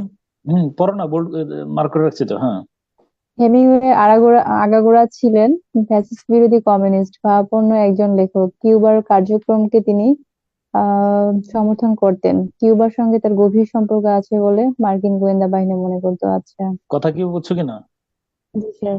পুরো অংশটা? তিনি প্রমাণ পেয়েছেন হেমিংওয়ের ফোনে আড়ি পাতা হতো, চিঠিপত্র খোলা হতো, এমনকি তিনি যখন হাসপাতালে তার টেলিফোনে আড়ি পাততেন এফবিআই এর গোয়েন্দারা। ওকে, ফলে এই যে সুশান্ত সিং রাজপুত ওরফে আর্নেস্ট হেমিংওয়ে, ক্লিয়ার? মানে সমাজের চাপে প্রেসারে পড়ে কিন্তু উনি এরকম ধরনের প্রাণবন্ত একজন নায়ক যেভাবে আত্মহত্যা করছেন, ঠিক তেমনি তিনি ইয়ে করছেন। ওকে, ডান। আর্নেস্ট হেমিংওয়ে, বাড়ি হলো আমেরিকায়, আমেরিকার শ্রেষ্ঠ ঔপন্যাসিক। আসলে কি উনি ফ্যাসিস্ট ছিলেন স্যার? ফেসিস্ট ছিল না, ফেসিস্ট বিরোধী ছিল। ওকে, এবং কমিউনিস্ট, এই যে কিউবা আর যুক্তরাষ্ট্র কি বন্ধু না শত্রু? শত্রু। কিউবার সাথে তো ইউজিন ওনেল, এই যে তোমার একদিন গল্প বলছিলাম, এই গল্প একদিন বলে ফেলছিলাম যে existence realism, the Harry app, মনে আছে কিনা? এই যে নায়কের নাম ইয়াং, হ্যাঁ, এই ডগলাস মিলরেড নামের একজন, হ্যাঁ, ডগলাস মিলরেড নামের একজন কি ওই যে আপার ক্লাসের মেয়ে জানতে চাইলো যে কিভাবে জাহাজটা চলে, দেখতে আসলো, আসার পরে দেখলো যে ইয়াংকে দেখলো, দেখে বললো যে ওরে, ওই যে বানর বলছেন। বলছে ইউ আর এ। তারপরে সে নামলো, ও ঘাটের মধ্যে যখন নামলো, তারে দূরে মারতে গেছে, তখন সে নিজের তারে জেলে নিয়ে গেছে। পরে তিনি আবার যে বিচার চাইলেন কার কাছে? শ্রমিক নেতার কাছে। তিনি বললেন যে তুমি মনে গোয়েন্দা, এই চিন্তা করে তারে বলছেন ইউ আর রিয়েলি হ্যারি। ঠিক আছে না? যে বা খাঁচার মধ্যে খুলে বা লোকরে জড়াই দিয়ে বললো যে ও ব্রাদার। এরপরে ব্রাদার তো আর মূল্য বোঝে নাই, ধাক্কা দিয়া ওইখানে ব্রাদারের রাইখা ভাল্লুক বের হয়ে গেছে, বললো যে এখন জায়গা মতে আছে, তাই না? Existentialism, tragedy of class division, ঠিক আছে? এটাও মনে রাখতে পারো, desire under elms, desire under the elms, হ্যাঁ, ইউজিন ওনেইলের লেখা। ফ্রান্সিস ফুকুয়ামা, ফুকুয়ামা এখন বেঁচে আছেন, তিনি স্ট্যানফোর্ড ইউনিভার্সিটির senior professor. The end of the history and the last man বইয়ের নাম, the end of the history and the last man. Okay, Fidel Castro and the last man, the Fidel Castro, guerrilla of time, the strategic victory. Fidel Castro নামটা আমাদের দেশে খুব পরিচিত বঙ্গবন্ধুর কারণে। বঙ্গবন্ধুর সাথে ন্যাম এলায়েন্স মুভমেন্ট, ন্যাম সম্মেলনে, জোট নিরপেক্ষ সন্দর্ভনের সম্মেলনে বঙ্গবন্ধুর সাথে ফিদেল ক্যাস্ট্রোর দেখা হয়েছিল। হওয়ার পরে তিনি বললেন, ফিদেল ক্যাস্ট্রোর সাথে অনেক কথা হয়েছে, হওয়ার পরে সাক্ষাৎ করলেন, মোলাকাত করলেন, করার পরে সাংবাদিকদের কাছে এসে বললেন, I have not seen the Himalayas, but I have seen Sheikh Mujib in personality, in courage. This man is the Himalayas. I have thus had the experience of witnessing the Himalayas. আমি হিমালয় দেখি নাই, আমি শেখ মুজিবকে দেখেছি, ব্যক্তিত্বের সাহসিকতায় লোকটা নিজে একটা হিমালয়, এইভাবে করে আমার হিমালয় দেখার অভিজ্ঞতা হয়ে গেল। কথা ক্লিয়ার? ওকে, হ্যাঁ, মনে রাখবা যে সেখানে ন্যাম সম্মেলনে বঙ্গবন্ধু বলছিলেন যে পৃথিবী আজ দুই দলে বিভক্ত, একদল হলো অপ্রেসড আর একদল হলো অপ্রেসর। তিনি কার পক্ষে সবসময় থাকবেন বলছিলেন? শোষিত, অত্যাচারীদের পক্ষে, হ্যাঁ, মানে যারা অত্যাচারিত হবে আর কি। তো যারা, আমি সবসময় শোষিতদের পক্ষে, অত্যাচারিতদের পক্ষে। সেখানে নাকি ফিদেল ক্যাস্ট্রো বঙ্গবন্ধুকে বলছিল যে শেখ মুজিব আপনি, শওকত ওসমানের লেখা থেকে বলতেছে যে শেখ মুজিব আপনি কতজন বন্ধু তৈরি করলেন এই ন্যাম সম্মেলনে এসে তা আমি নিশ্চিত না, কিন্তু একটা শক্তিশালী এটা কি শত্রু। শওকত ওসমান? শওকত ওসমানের সাথে, এটা কে বলছিল স্যার? মানে এই কথাটা কে বলছিল? শওকত ওসমান এখানে উপস্থিত ছিল আর কি, শওকত ওসমান। হ্যাঁ, তো শওকত ওসমান বলে যে পরে তার আত্মজীবনীতে লিখছেন, তো বলছে যে আপনি কতজন কিন্তু শক্তিশালী যে একটা শত্রুপক্ষ তৈরি করে গিয়েছেন এটা এসে। তো শওকত ওসমান আবার বঙ্গবন্ধুর মৃত্যুর পরে বলছেন যে, মৃত্যুর পরে যে প্রবন্ধ লিখছেন বঙ্গবন্ধুকে নিয়ে, ওইগুলো লিখছেন যে তার একটা বড় প্রমাণ হলো বঙ্গবন্ধুকে যেদিন হত্যা করা হয়, মানে সপরিবারে হত্যা করা হয়, তখন মার্কিন দূতাবাসের গাড়ি সারা, মানে অনেক আগের রাত বা মানে একটা বারবারে কি হয়েছে বলো, এখানে ঘোরাঘুরি করছিল, মানে টহলে ছিল, মানে একটা ঘোরাঘুরির মধ্যে ছিল, যেটা সচরাচর দেখা যায় না। ফলে দেখবা যে কোন এক রহস্যজনক কারণে বঙ্গবন্ধুর খুনিদেরকে বের করা হলো, বঙ্গবন্ধুর খুনের পিছনে আন্তর্জাতিক যোগসাজশের কোনো প্রশ্ন বা কোনো এখন উত্থাপন করা হয় নাই, যদিও এটা একটা বড় প্রশ্ন রয়ে গেছে। এখানে আন্তর্জাতিক কোনো চাল ছিল কিনা। ওকে, হ্যাঁ। ইন্টারনালি বিশ্লেষণ করতে গেলে তো বোঝাই যায় যে ছিল। যাক, এরপরে তবে কথা হলো কি, ওই যে বঙ্গবন্ধুর সমস্যা, বঙ্গবন্ধুর বলছিল যে ডেভিড ফস্টের সাথে যে কথাটা, যে তিনি বিশ্বাস করতে যে আই লাভ হোয়াট ইজ, বলছে যে আপনার সবচেয়ে স্ট্রং জোন কোনটা, বলছে যে আই লাভ মাই পিপল। বলছে যে সবচেয়ে উইক জোন কোনটা, কি বলছেন বলো? আই লাভ দেম এটা টু মাচ। হচ্ছে বাংলাদেশে লিখেছে ব্লাডের মধ্যে যদি পড়ো তাহলে দেখবা যে বঙ্গবন্ধুর সাথে গোপালগঞ্জ থেকে এক লোক দৌড়ে দেখা করতে আসছেন 32 নম্বরে, আসা পরে কি করছেন বলো? জি স্যার, টাকা দিয়েছিলেন, সেই টাকা যেতে হ্যাঁ, যেতে না, কমিয়েছে। হ্যাঁ, হ্যাঁ, আসার পরে বললো যে তো গেটম্যান ঢুকতে দিচ্ছে না, তখন ওই যে এই গ্রাম থেকে শাকসবজি নিয়ে আসছে আর কি, তো ঢুকতে দিচ্ছে না। তারপরে বললো যে তোমার ওর দরজার সামনে রাইখা বঙ্গবন্ধুর সাথে বললো যে এক লোক আসে দেখা করার জন্য, ও বললো যে 20 টাকা দিয়ে, বলছে যে ওর 20 টাকা দিয়ে দাও। তারপরে ও কি করছে, 10 টাকা নিজের পকেটে রাখছে, 10 টাকা ওরে দিয়ে বলতেছে যে বঙ্গবন্ধু ব্যস্ত, ঠিক আছে, তোমরা চলে দিতে বলছে। সে কি কথা শুনে সে গেটম্যানটা ধাক্কায় টাকাইয়া ভিতরে ঢুকে গেছে, বঙ্গবন্ধুর সাথে দেখা করছে। দেখা করার পরে সৌজন্য সাক্ষাৎ টাকাত করে গ্রামের কথা মানুষ তো কথাবার্তা বইলা বলছে যে তোমার 20 টাকা দিছিলাম, পাইছিলা কিনা? তখন কি বলছে, কয় যে 10 টাকা পাইছি। তখন বঙ্গবন্ধু আফসোস করে বলছিলেন যে কি বলতো, যে এই দেশে কি সিঁড়ি দিয়ে নামতে। হ্যাঁ, দোতলা থেকে নিচতলায় নামলে 20 টাকা 10 টাকা হয়ে যায়, সেখানে আমি কত কোটি টাকার বাজেট করলে আমার সাধারণ মানুষের হাতে যেয়ে পৌঁছবে, তাই না? কি পরিতাপ এবং আফসোসের কথা। এটাই বাংলাদেশের পরিস্থিতি, তাই না বলো? জি জি স্যার। স্যার। তুমি এই পরিস্থিতি থেকে উদ্ধার এবং উত্তরণের কোনো সুযোগ নাই। এটা আমার যেটা অবজারভেশন, এটা ছোট মুখে বড় কথা একটা বলে ফেলছি। না স্যার, ছোট মুখে বড় কথা বলেননি, আমার আশেপাশে অনেক ক্যাডার আছে 40 আশেপাশে বিসিতে। কেউ না, সবাই আমরা এরকম। ধরো জি মনে স্যার। স্যার তুমি আমি শুধু ক্যাডার বলি, না স্যার, মনে রাখো, আমরা আমরা স্যার যার যার আমরা জায়গা এইভাবে থেকেই হচ্ছে। ধরো তুমি এটা জিডি করবা, তোমার মনের মধ্যে কিন্তু ওই আমার ভিতরে শয়তানি, আমার ভিতরে দুর্নীতি কিন্তু অলরেডি এস্টাবলিশড। আমার মনে হলো যে আমি করে তারা টাকা সাথ হইব না, সাথে আমার নিজের কাছে খারাপ লাগতেছে।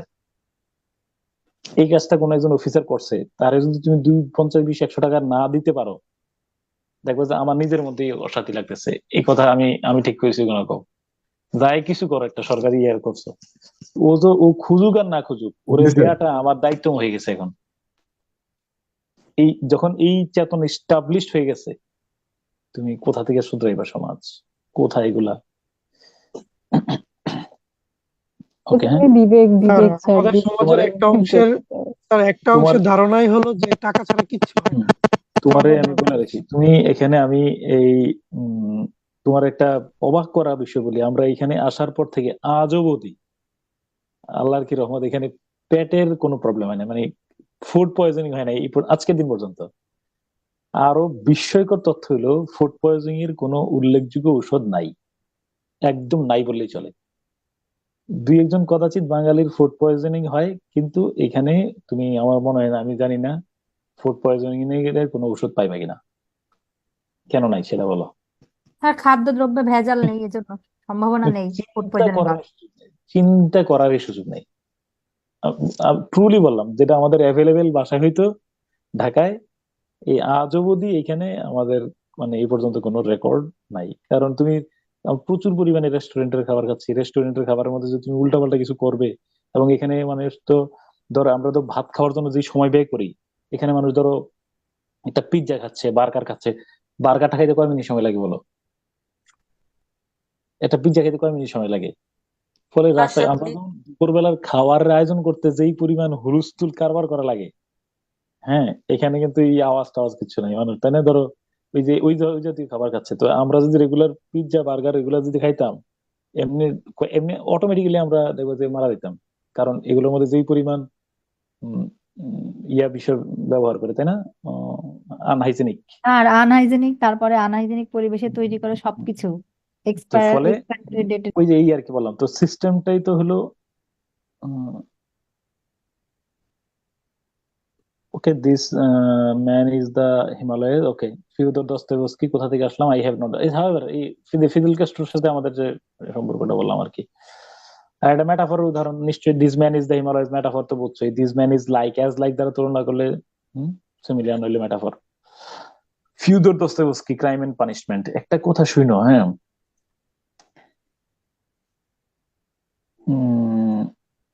তুমি আস্তিক হও আর নাস্তিক হও, ডাজেন্ট ম্যাটার। অপরাধ করছো, বিবেক থেকে বলতেছে এটা অপরাধ। বিবেকের তাড়নায় যদি বাইচা যাও যে না, আমি তো অপরাধ করি নাই।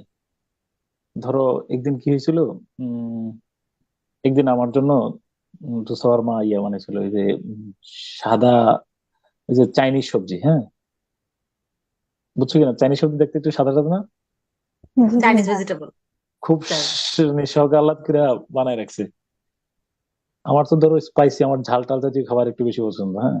আমি এসে বললাম যে এই এগুলা মানে, হ্যাঁ মানে একটু ঝাড়ি টাড়ি দিলাম আমি। দেওয়ার পরে ও তো কিছু বলে নাই, ও চুপ হয়ে বসে আছে, হ্যাঁ।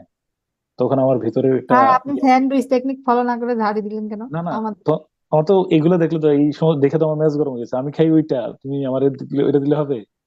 তখন আমি চিন্তা করলাম যে আমি দেখলাম যে ও অনেক সময় নিয়ে জাস্ট আমারে খুশি করার উদ্দেশ্যে আমারে সারপ্রাইজ দেওয়ার জন্য এটা বানাইছে, বানাই আবার একটু ভালো নিজে সারপ্রাইজ পেয়েছে, তাই না? তো অনুতপ্ত হয়েছি, মানে অনুতপ্ত। এই বিবেকের তাড়নায় কি হয়েছে বলো?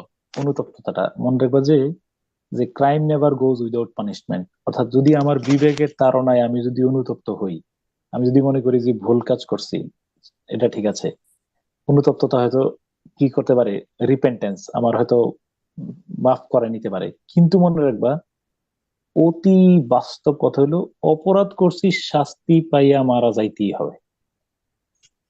এখন তুমি আমার আস্তিক বলো নাস্তিক বলে জানি না, this is the law of nature. তো কেন?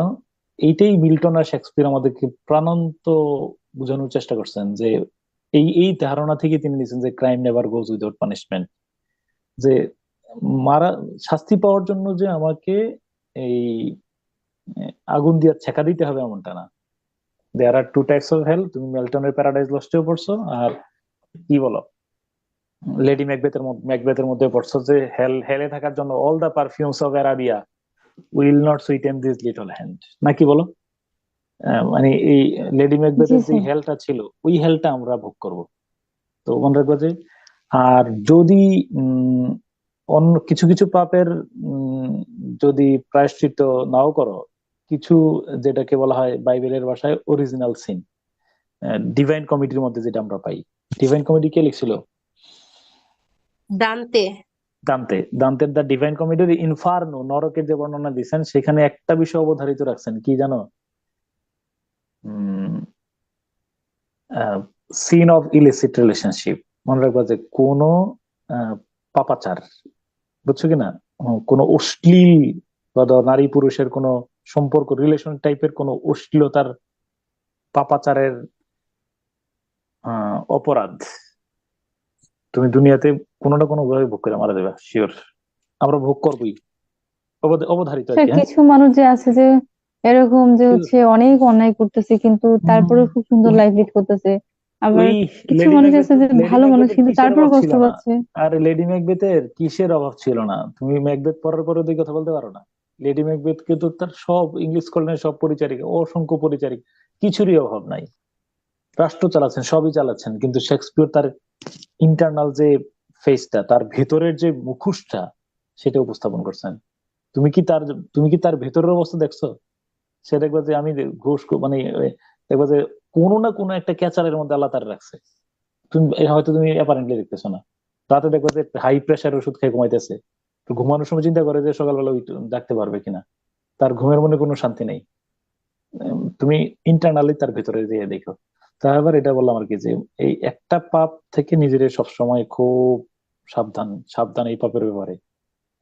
রিলেশন মানে কোনো অশ্লীল পাপাচার যেটা, এটার খেসারত তোমার নির্মম ভাবেই দিতে হবে এই জীবদ্দশায়। আর যদি কেউ এরকম ধরনের ইয়া থাকে, প্রিপেয়ার ইউর সেলফ, যে you must get the punishment before your last breath. Okay, পাইবাই শিওর। মানে ওই আমি কেন কোথা থেকে বললাম ওই যে কারণ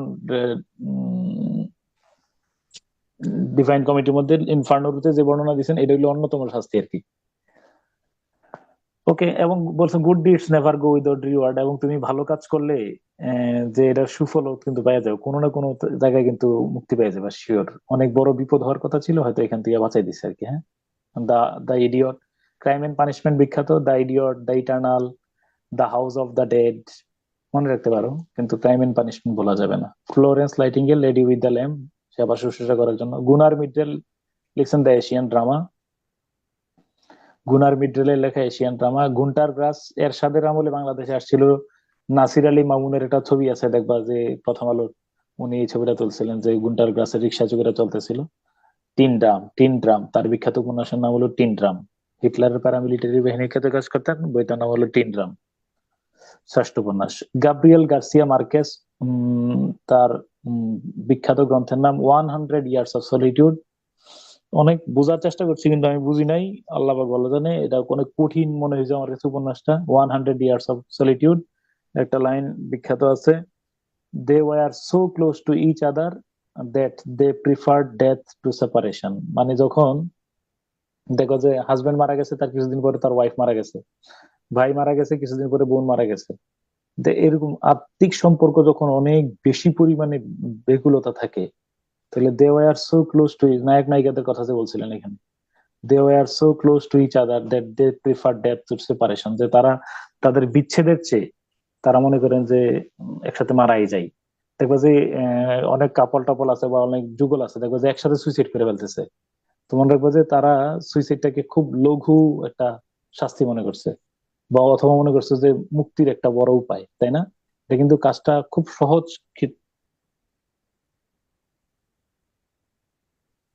ঠিক আছে, হ্যাঁ।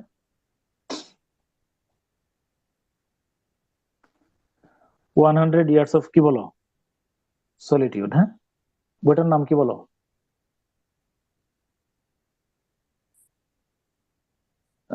জায়গাটার নাম কি বলো? দেশটার নাম কি? কলম্বিয়ার। হ্যাঁ, কলম্বিয়া, পাইছো তো কলম্বিয়া, এই যে কলম্বিয়ার। ওকে, গ্যাব্রিয়েল গার্সিয়া মার্কেজের একটা কথা ছিল, লাইনটা একটু পরে শোনাও। কথা সাহিত্যের জন্ম কখন থেকে শুরু হয়েছে বলো? যেদিন ইউনুস নবী আলাইসাল্লাম, তারপরে বোঝা যাচ্ছে না, বছর নিরুদ্দেশ থাকার পর বাসায় ফিরে তার স্ত্রীকে দেন যে তিমি মাছ তাকে গিলে ফেলেছিল এবং এই কারণেই তিনি নিরুদ্দেশ ছিলেন, সেদিনই কথা সাহিত্যের গোড়াপত্তন হয়েছিল। লা হাওলা, ওই যে ইয়াটা আছে না, ওই যে এই যে দোয়াটা ইউনুস নবীর দোয়া, ইউনুস কোনটা এটা বলো তো? লা ইলাহা ইল্লা আনতা সুবহানাকা ইন্নী কুনতু মিনাজ জালিমিন। হ্যাঁ হ্যাঁ, লা ইলাহা ইল্লা আনতা সুবহানাকা ইন্নী কুনতু মিনাজ জালিমিন, ঠিক আছে। হ্যাঁ, ঠিক আছে। তাহলে ওই 30 বছর মানে ওইখান থেকে বলছে যে মানুষ, এই যে ওইখান থেকেই শুরু হয়ে গেছে অনেক কথা, মানে কথা সাহিত্য, মানে কত গল্প যে পৃথিবীতে, কত গল্পের অবতারণা, তাই না? যাক, George Orwell, Eric Arthur Blair তার ছদ্মনাম, পুলিশ অফিসার ছিলেন, ভারতের ব্রিটিশ নাগরিক, কিন্তু ভারতে জন্মগ্রহণ করছেন। তিনিও কিটসের মতো যক্ষা রোগে মৃত্যুবরণ করেছেন। কিটস 26 বছর বয়সে যক্ষা রোগে মারা গেছিল। বিখ্যাত গ্রন্থের নাম হলো এনিম্যাল ফার্ম। এনিম্যাল ফার্ম একটা এলেগরি। এলেগরি মানে কি বুঝছো কিনা? রূপক। রূপক মানে খামার, এবং সব মূল কাহিনীটা হলো পশুদের নিয়ে লিখছে, কিন্তু তার অন্তরালে কাকে কাকে বুঝে, তার অন্তরালে কি মানুষ ছিল নাকি পশু ছিল? মানুষ। 1984 মনে রাখবা, এটা একটা প্রথম আলোতেও 1984 প্রথম আলোর, আজ থেকে, এদিকে আমি সেভ করে রাখি নাই, 1984 আজ থেকে কত বছর, মানে এই যে 1949 সালে তিনি লিখছেন। লেখার পর এই একটা তার কালজয়ী উপন্যাস। হ্যাঁ, 1984 তিনি লিখছেন 1949 সালে। রবীন্দ্রনাথ যেমন তার জীবদ্দশায় লিখছিলেন যে 1400 সাল, এবং তিনি দেখাইছেন যে 1984 এর মধ্যে দেখছেন যে 1984 সালে মানুষগুলা কেমন হবে। তখন কি 1984 সাল ছিল নাকি 1949 সাল ছিল? 1949। সেখানে দেখেছেন তিনি বিগ ব্রাদার, ওই যে দাদাগিরি, হ্যাঁ, এবং দেখবে যে তার পাওয়ার বেশি, সে তার অধীনস্থ দেশগুলোর সাথে কেমন আচরণ করবে, এই যে বিগ ব্রাদার আর কি। ঠিক আছে না? আমাদের সমাজের মধ্যে বিগ ব্রাদার আছে কিনা বলো? জি স্যার। জি স্যার। নেতা পাতি নেতা, এদের আচার আচরণ গুলা কেমন হবে? হ্যাঁ, মানে সবকিছু তুমি ওই যে তুমি যে যতই স্বাধীন হও না কেন, তুমি তার দেয়া সীমারেখার মধ্যেই নিয়ন্ত্রিত, এর বাইরে কিছু করতে পারবে না, তাই না? বাংলাদেশ কিন্তু তোমরা কি কেউ আমার হেল্প করতে পারবা একটু? 1984 ডট ডট দিয়া প্রথম আলো একটু লিখে দাও না, আমার একটু হেল্প করো। বাংলায় লিখো, বাংলায় 1984 ডট ডট প্রথম আলো লিখো। বিশাল এক প্রতিবেদন, গত 2 মাস আগে দিছে। 1.5 থেকে 2 মাস আগে দিয়েছিল স্যার। হুম হুম একটু এটা আমি লিঙ্ক আপ করে দিতে চাইছি, দেখো তো, একটু বের করো তো, খুঁজে পাও কিনা কেউ।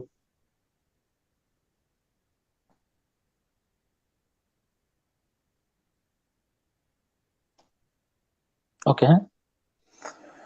হুম তার একটা ইয়ার নাম ছিল শুটিং এন এলিফ্যান্ট, প্রবন্ধের নাম শুটিং। জর্জ বার্নার্ড শ আমাদের এখন চলে আসছে, পাইছো কিনা কেউ? George Bernard Shaw, George Bernard শের উপন্যাস গুলোর নাম পড়ো। জর্জ বার্নার্ড শ সংক্ষেপে হলো G B Shaw. Sir big brother আসলে কারা, এরকম কিছু দেখতেছি। মানে 1984 প্রথম আলোতে পাইছো কিনা সেটা বলো। জর্জ অরওয়েল, জি স্যার পাইছি। কি পাইছো, নামটা বলো।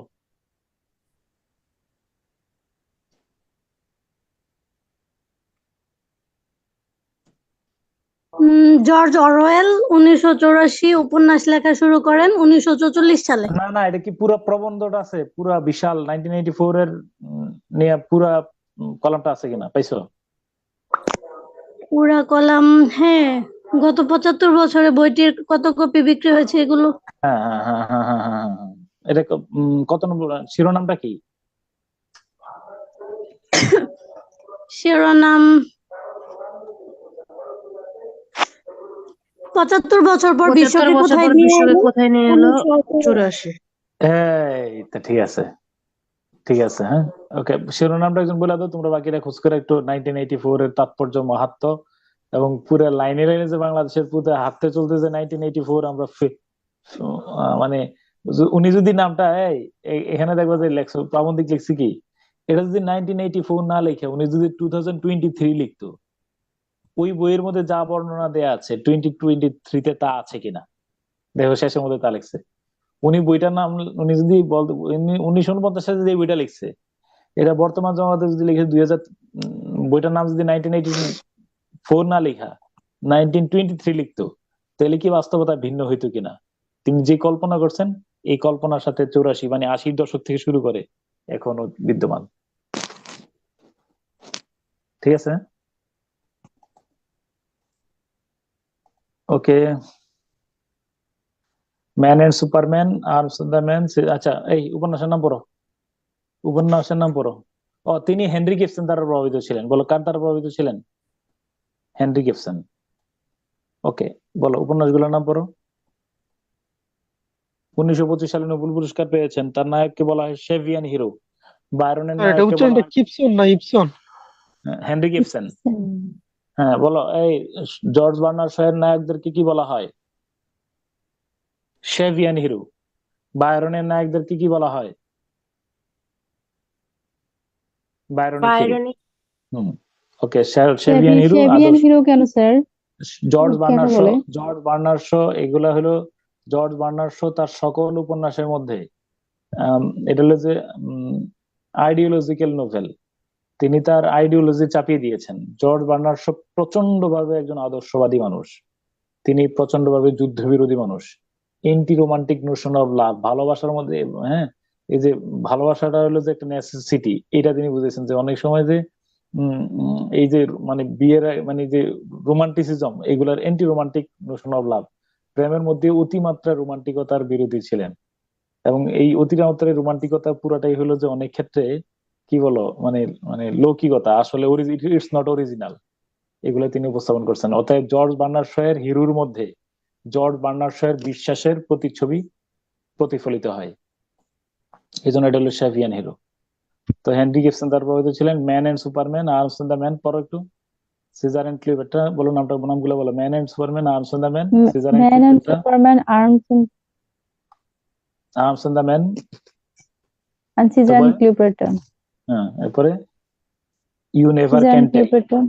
You never doctor can dilemma, tell. 19 অনুবাদ করছিল you never can tell, doctor dilemma, saint Joan, major Barbara, heartbreak house, philanderer, man of destiny, apple cart, widowers house, Candida. Sir এনার কি সবই পড়া লাগবে? মানে কোনো কিছু বাদ দিলে খাস আরো দিতে হবে, আমরা বলছি আগেই বলে রাখছি সিলেবাসের মধ্যে। George Bernard Shaw, Ernest Hemingway, Charles Dickens, T S. Eliot, William Shakespeare, কাউকে এই 5 জনের কাউকে কোনো কম বেশ করতে পারবে না। ক্যান্ডিড লিখছিল স্যার আবার বলেন। উইলিয়াম শেক্সপিয়র, চার্লস একটু আস্তে Dickens, sir. William Shakespeare, Charles Dickens, William Shakespeare, Charles Dickens, তারপরে কি? George Bernard Shaw, George Bernard Shaw, বলো। T S. Eliot, T S. Eliot, Ernest Hemingway, এই 5 জন হয়েছে। জি স্যার। একদম কোন কার কৃপণতা চলবে না, হ্যাঁ। এই পিগমেলিয়ন, হ্যাঁ, ওকে।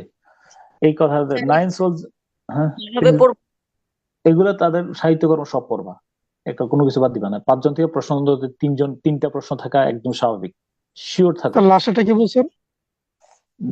Ernst Hemingway. শেক্সপিয়র, ভিক্টোরিয়ান যুগের চার্লস ডিকেন্স, মডার্ন এজের মধ্যে 3 জন, Ernest Hemingway, George Bernard Shaw, T S. Eliot. এই যে 9 সোলজার্স আউট অফ 10 আর বর্ন ফুল, এটা আসলে কোন কথাটা ঠিক না। ইয়েস, নো, লেফট, রাইট এগুলা করা ছাড়া মানে অর্ডার দিছে তার আর কিন্তু কি বলো বুদ্ধিমত্তা খাটানোর কোনো কাজ নাই। অর্ডার দিছে গুলি করতে থাকো, গুলি করতেছে, তার মগজ খাটানোর আর কি নাই বলো।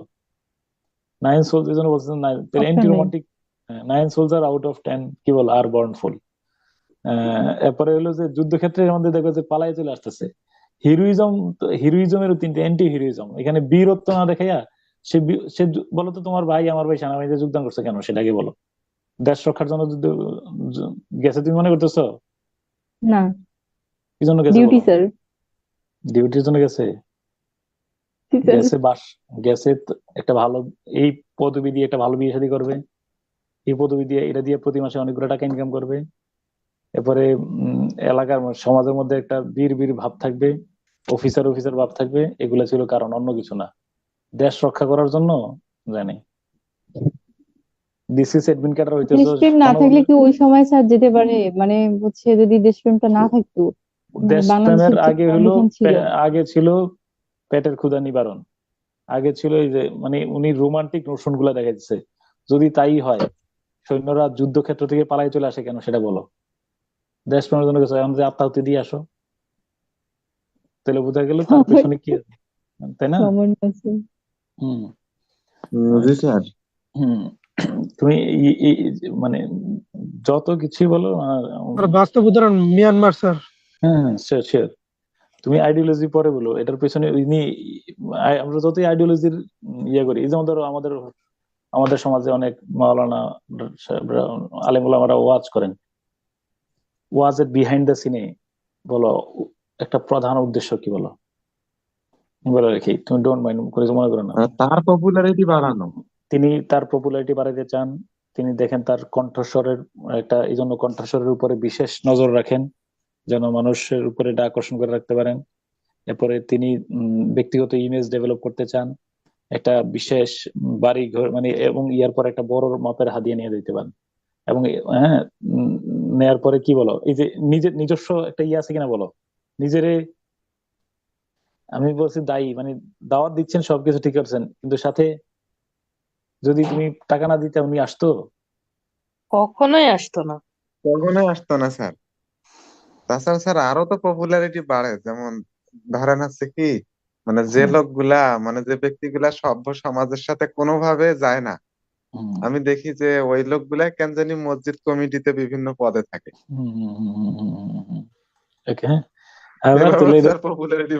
মানে George Shavian hero, George Bernard Shaw প্রচলিত যে হিরো, শোনো প্রচলিত যে হিরো ওইটারই কিন্তু তিনি করছেন। হ্যাঁ, ওকে, মানে সবকিছু পেছনে যে সে বীর হচ্ছে, সে কিন্তু বীর হওয়ার জন্য যায় নাই, ঠিক না? তুমি আরো তোমার একেবারে নেককার জন্য কথা বলে ফেলি। ধরো আমরা যে আমি ধরো টিচার, আমরা টিচার, তুমি টিউশন মাস্টার, টিউশনই করাইতে গেছো ওই জাতিরই হেদায়েত করার জন্য না, ঘর ভাড়া দেওয়ার জন্য।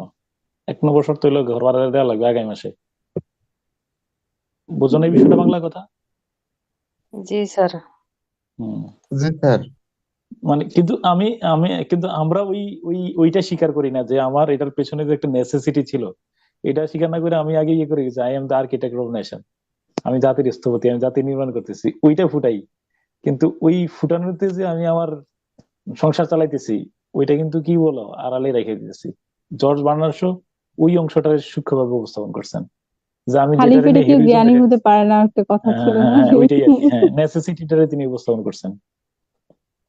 ওকে, হ্যাঁ, তাহলে anti romantic notion of love, okay, খুব প্র্যাকটিক্যাল ফিলোসফার। এবার গড ইজ, এটা খুব আমার কাছে মাঝে মধ্যে নির্মম সত্য মনে হয়, এটা god is on the side of battalion, এই যে মানিক বন্দ্যোপাধ্যায় যেটা অনুবাদ করছেন এইখানে, মনে আছে কিনা? ঈশ্বর থাকেন বদ্ধপল্লীতে, পড়ছিলেন নাকি? হ্যাঁ, সবসময় কিন্তু সব জি স্যার। জায়গার মধ্যে। পদ্মাটা যাক, হ্যাঁ, বিওয়্যার অফ ফলস একেবারে নলেজ। ভদ্রপল্লীতে। হ্যাঁ, এখানে থাকেন, তাই না? আসলে beware of false knowledge, it is more dangerous than ignorance. কি সাংঘাতিক কথা, তুমি দেখছো? আরে তুই বেটা ধর্মকর্ম লাগবে না, তুই নামাজ পড়লাম পড়া লাগবে না, এমনি থাক। কিন্তু যখন শুনছে এই ধর্ম এটা শিখছে, অজ্ঞ, এটা ভালো ছিল, নামাজ কালাম কিছু করতো না, এমনি আসা যাওয়া করতো, জুমা নামাজ পড়তো বা মাঝে মধ্যে ঈদের নামাজ পড়তো, তাও আলহামদুলিল্লাহ ভালো আছো। কিন্তু যখন শিখছো যে ওই ইউরোপের বোমা ফেললে তুমি জান্নাতুল ফেরদৌসে যাইবা, ওইটার চেয়ে ওইটা ভালো ছিল, তাই না? Beware of false knowledge, it is more dangerous than ignorance, তাই না? অজ্ঞতা, কি বলো, ভ্রান্ত জ্ঞান অজ্ঞতা চেয়ে বেশি। It is our duty to live as long as we can. মারা যাওয়ার আগে মারা যেতে পারবো না, যতক্ষণ আছে ততক্ষণ পর্যন্ত, একটা সময় মারা যাবো, বাঁচার মতো বেঁচে থাকা। মোহাম্মদ ইসলামের একটা ভালোই অনুরাগী তিনি ছিলেন, একটা দারুণ তিনি ক্লেম করে বসছেন। আহ উম, একটু এই লাইনটাই পড়ে একটু বেশি পড়ার দোকানে, আই হ্যাভ স্টাডিড, একটু দ্রুত পড়ো। I have studied him, I have always না, একটু করে wonderful man, and in my opinion, far from being an antichrist, he must be called the savior of humanity. হ্যাঁ, ওকে, হ্যাঁ, তারপরে মানে তাকে আমি, হ্যাঁ, এবং আমি বিশ্বাস করি যে যদি তাকে ডিক্টেটরশিপ দেওয়া হতো পৃথিবীর, তাহলে he would succeed in solving its problem in a way that would bring it, তাহলে পৃথিবীতে মনে কাঙ্ক্ষিত শান্তি চলে আসতো। তো মানে হাওয়েভার তুমি যদি বলো মোহাম্মদ ইসলাম রিফর্মার হিসাবে, কিন্তু একটা তুমি ধর্মের বাইরে এসেও যদি তুমি চিন্তা করো, রিফর্মার হিসাবে দেখবা যে একটা উম, যে আইএমএ জাহিলিয়াতের যুগে মানুষের মধ্যে যেই ভেদাভেদ বা যে নারী পুরুষের মধ্যে যে ব্যবধানটা ছিল, তুমি দেখো যে পুরো সমাজ পরিবর্তনের মধ্যে, তাই না? ধর্মের বাইরে যদি এসে তুমি চিন্তা করো, নাকি বলো? জি স্যার, সমাজের যে এটা, অন্য বিষয়গুলো সেগুলাও তো তাই হচ্ছে না? তুমি অনেক দেখো যেখানে মানে কিছু ছিল। জীবন্ত কন্যা সন্তান বুঝতে ফেলতো, সেখানে একটা মিনিট সময় দাও।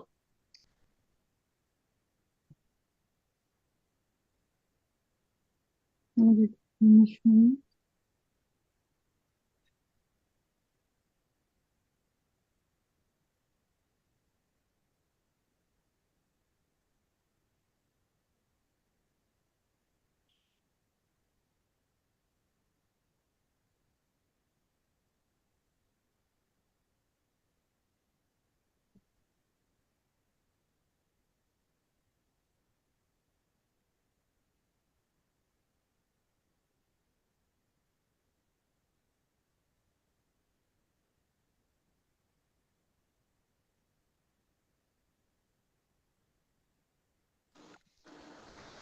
এই কি বলতেছিলাম বলো? কন্যা সন্তান স্যার, হম, কন্যা এই আর সন্তান কি, হচ্ছে মানে সমাজ সংস্কারের বিষয়টা আর কি, হ্যাঁ, এটা আসলেই বিস্ময়কর রীতিমতো, তাই না? এরপরে H.G. Wells, Herbert George Wells, time machine, the invisible man. Time machine নিয়ে নিশ্চয়ই তোমরা কেউ টুকটাক মুভি না দেখলেও হয় নাই, তুমি কিছু না কিছু দেখছো টাইম মেশিন, তাই না? শোনো, টাইম মেশিনের যদি তুমি মাঝে মধ্যে চিন্তা করবা, ঠিক টাইম মেশিনে ঘুরা আজ থেকে ঠিক 10 বছর পরে যাবা, আবার আজ থেকে কি বলো 10 বছর পিছনে যাবা, মানে ওই যে ওই সময়ের কলে করে তোমার অতীত এবং ভবিষ্যৎ ভ্রমণ, ঠিক আছে কিনা? এবং টাইম মেশিনের একটা চাইনিজ বড় এবং কোরিয়ান মুভিগুলোতে তো প্রায় ড্রামাগুলোতে দেখা প্রচুর যায় পরিমাণে এগুলোকে। টাইম মেশিনের, তাই না? এটা একটা মানে জি, জি। ওকে, দেখা যাবে। উনি হলো কি দ্য টাইম মেশিন, তারপরে কি বলো হারবার্ট জর্জ অরওয়েল, হ্যাঁ ওকে। হিলারি ক্লিনটন, এগুলা বেল শেষ। লিভিং হিস্ট্রি নিয়ে বাংলাদেশে খুব জনপ্রিয় একটা ছিল, লিভিং হিস্ট্রি আত্মজীবনীমূলক গ্রন্থটা খুব ডিমান্ডেবল ছিল বেশি সময় নেব না। হেনরি কিসিঞ্জার জীবিত আছেন কিনা এখন বলো? না স্যার, এই মারা গেল কয়দিন আগে। মারা গেছেন স্যার, রানিং এই মনে বছরেই হয় মারা গেছেন। নভেম্বর মাসে মারা গেছেন সম্ভবত, তাই না? গত নভেম্বরে 100 বছর জি পূর্তি স্যার, হয়েছে স্যার, 100 সেঞ্চুরি একশো বছর। বছর বয়সে এসে মারা গেছেন। তাহলে তো হেনরি উনি কিসিঞ্জার জন্মগ্রহণ ইম্পর্টেন্স হয়ে করেছিলেন যাবে। জার্মানিতে, হ্যাঁ মার্কিন পররাষ্ট্রমন্ত্রী ছিলেন, হ্যাঁ হ্যাঁ। তো জার্মানিতে মানে জন্মগ্রহণ করেছিলেন, উনি একজন ইহুদি হ্যাঁ ছিলেন। হ্যাঁ, এবং তোমার আরো কথা হলো দ্বিতীয় কি, বিশ্বযুদ্ধের সময় ইয়াতে যায়, ইউএসএ তে যায়। হ্যাঁ এবং তোমার কি, এবং সবচেয়ে বড় হলো বাংলাদেশের সাথে কি বলো, বিরোধিতা ওনার করছিল স্যার। আলোচিত, ব্যাপকভাবে আলোচিত এবং বটমলেস বাস্কেটবল ছিল বাংলাদেশকে। আলোচিত। হ্যাঁ হ্যাঁ হ্যাঁ হ্যাঁ। বটম লেস বলে নাই, বলছে বটম কেস, মানে এটা ইয়ার মত বাস্কেট কেস, তলাবিহীন বাস্কেট ঝুড়ি। বাস্কেট কেস, বাস্কেট কেস বলছে।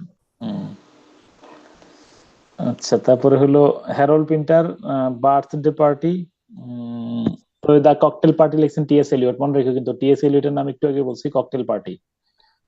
তিনি তার বিখ্যাত নাটকের নাম হলো ককটেল পার্টি, হ্যাঁ। দ্য বার্থডে পার্টি হলো হ্যারল্ড পিন্টার। হেনরি গিবসনের নাম কি শুনছিলে একটু আগে? আমি মনে লাস্ট এটা জি পরে স্যার, হেনরি গিবসন ডলস হলো যে, হাউস। হ্যাঁ, বাড়ি হলো নরওয়ে। তো হেনরি গিবসন কেন বিখ্যাত? এই যে নরওয়ে বাড়ি, দেখো এই যে নরওয়ে। হেনরি গিবসন লিখছেন dolls house. Dolls house, who is the doll, বলো এই ডলটা কি? ডলটা কে বলছে? এটা তো সামাজিক ডলটা হচ্ছে নাটক ছিল। ডলটা হলো নোরা। নায়িকার বাংলা হ্যাঁ, সাহিত্যে নোরা। এটা বাংলা অনুবাদ করছিল যে চুল। নোরা, হ্যাঁ। মূল নাটকের মূল চরিত্র হলো নোরা, মানে একটা সময় এই স্বামীর সঙ্গে সবকিছু ছেড়া সে বের হয়ে যেতে চায়, সমাজের যে শিকল, হ্যাঁ, মানে তিনি মানে একজন নারী আধুনিক সমাজে কখনো নিজের মতো করে বাস করতে পারে না, কারণ এটা পুরুষ শাসিত সমাজ।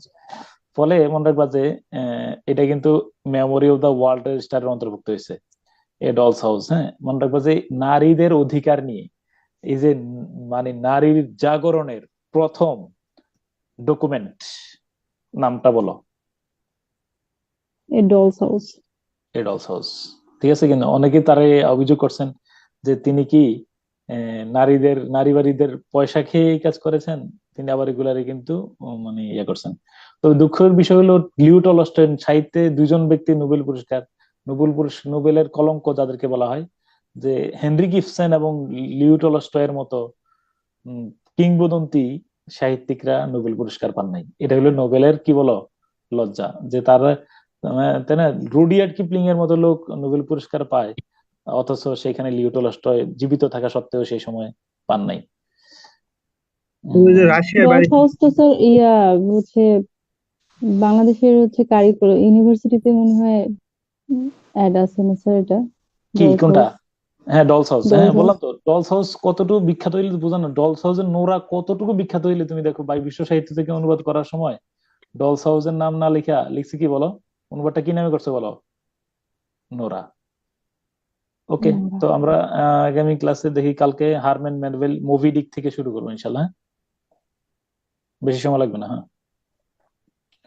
স্যার ওকে, ওই ইয়েগুলা, ওই যে লিঙ্ক লিঙ্কগুলা এখন আজকে দেখি ওই ইয়ারে তো ইকফারে তো দায়িত্ব দিলাম, দেখি ইকফা উদ্ধার করুক, হ্যাঁ। স্যার হুম। স্যার এতগুলা মানে একটু মনে রাখাটা টাফ, একটু যদি একদম মানে আমি বলি তুমি ইয়া নিও না, যেমন ধরো তুমি আবার পিছনে আসবা, দেখবা যে খুব টাফ মনে হবে না। এখন তো যাচ্ছ, একবার গো থ্রু করছো তো, পথটা অনেক মনে হচ্ছে। এই দেখো আমরা কি, এই দেখো এখানে কত কথাই তো লেখা আছে। হেনরি গিবসন নিয়ে তুমি কি শুনছো শুধু বলো, আমরা কি বলছি বলো? এ ডলস একটা হাউস, ডলস তাই না? হাউস। টলস হাউস। এবং তুমি যদি সাথে ফাদার অফ মডার্ন ড্রামা, যদি তাকে অনুসরণ করে জর্জ বার্নার্ড শোকে আমরা ফাদার অফ মডার্ন ড্রামা বলি। এই দেখো Harold Pinter the birthday party নামটা জাস্ট একটা, এবং সাথে ককটেল পার্টি বলছে। এই ককটেল পার্টি বলো তো, না দেখে বলো তো ককটেল পার্টি কার লেখা? টি.এস. এলিয়ট। টি.এস. এলিয়ট। মানে এই যে দেখো, আমরা কি এই হেনরি কিসিঞ্জারের কোনো বইয়ের নাম পড়ছি এখানে? এই হিলারি ক্লিন্টন বলছে যে লিভিং হিস্ট্রি, এটা বাংলাদেশে বাংলায় অনুবাদ হয়েছে, বেশি পরীক্ষা মাঝে মধ্যে আসছে, লেস ইম্পর্টেন্ট। অতএব অনেক রাইটার আছে। গীতা মেহতা তো নামই বলি নাই। এইচ.জি. ওয়েলস এর the time machine, invisible man, এগুলো বারবার পরীক্ষা আসে। ওকে, হ্যাঁ।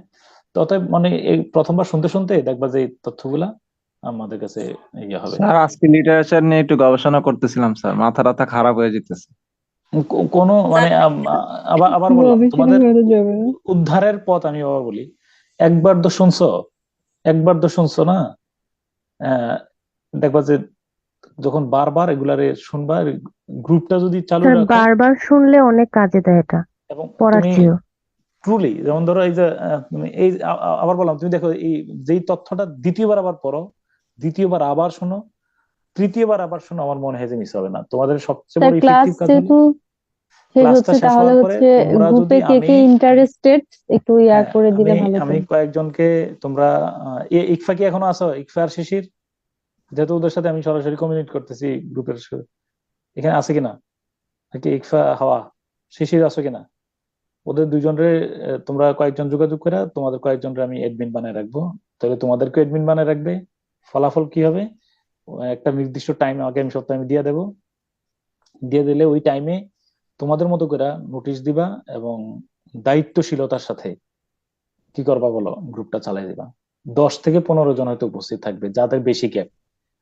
তো প্রতি সপ্তাহে যদি তোমরা এরকম 15-20 জন করে তোমরা উপস্থিত থেকে রিসাইট করো, পড়ো, আমার মনে হয় নিজের উত্তরণ ঘটাইতে পারবা, আমি বিশ্বাস করি। ঠিক আছে ইনশাল্লাহ? হ্যাঁ স্যার আরেকটা বিষয় একটু বলতাম স্যার, গত মাসে নভেম্বরের 7 তারিখের যে ক্লাসটা ছিল ওইটার রেকর্ডিং বাদে বাকি সবগুলোই আমাদের গ্রুপে আছে, ওইটা যদি একটু দেখতেন স্যার। 7 তারিখেরটা? হ্যাঁ আচ্ছা, আমি খুঁজে দেখি ইনশাল্লাহ। জি স্যার, থ্যাংক ইউ স্যার। ওকে, আপু ওই 7 তারিখেরটা ওইখানে ড্রাইভে দেওয়া আছে, গ্রুপে ড্রাইভেরটা ড্রাইভে হচ্ছে আছে, নেই, ওইখানে ড্রাইভেও ক্লিক নেই করে ডাউনলোড করবেন না, ডাউনলোড হ্যাঁ করা মানে যায়।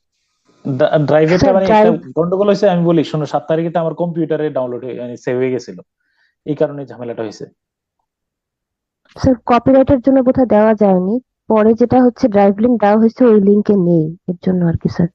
আচ্ছা ঠিক আছে, ওকে, হ্যাঁ ঠিক আছে, ওকে ইনশাআল্লাহ। হ্যাঁ ফেসবুক পেজে কমেন্ট করতে আমি ফেসবুকে যারা কমেন্ট করছো তাদেরকে আমি রিকোয়েস্ট করে রাখবো। ঠিক আছে স্যার ফেসবুকে আপনাকে সালাম দিয়ে রাখছি।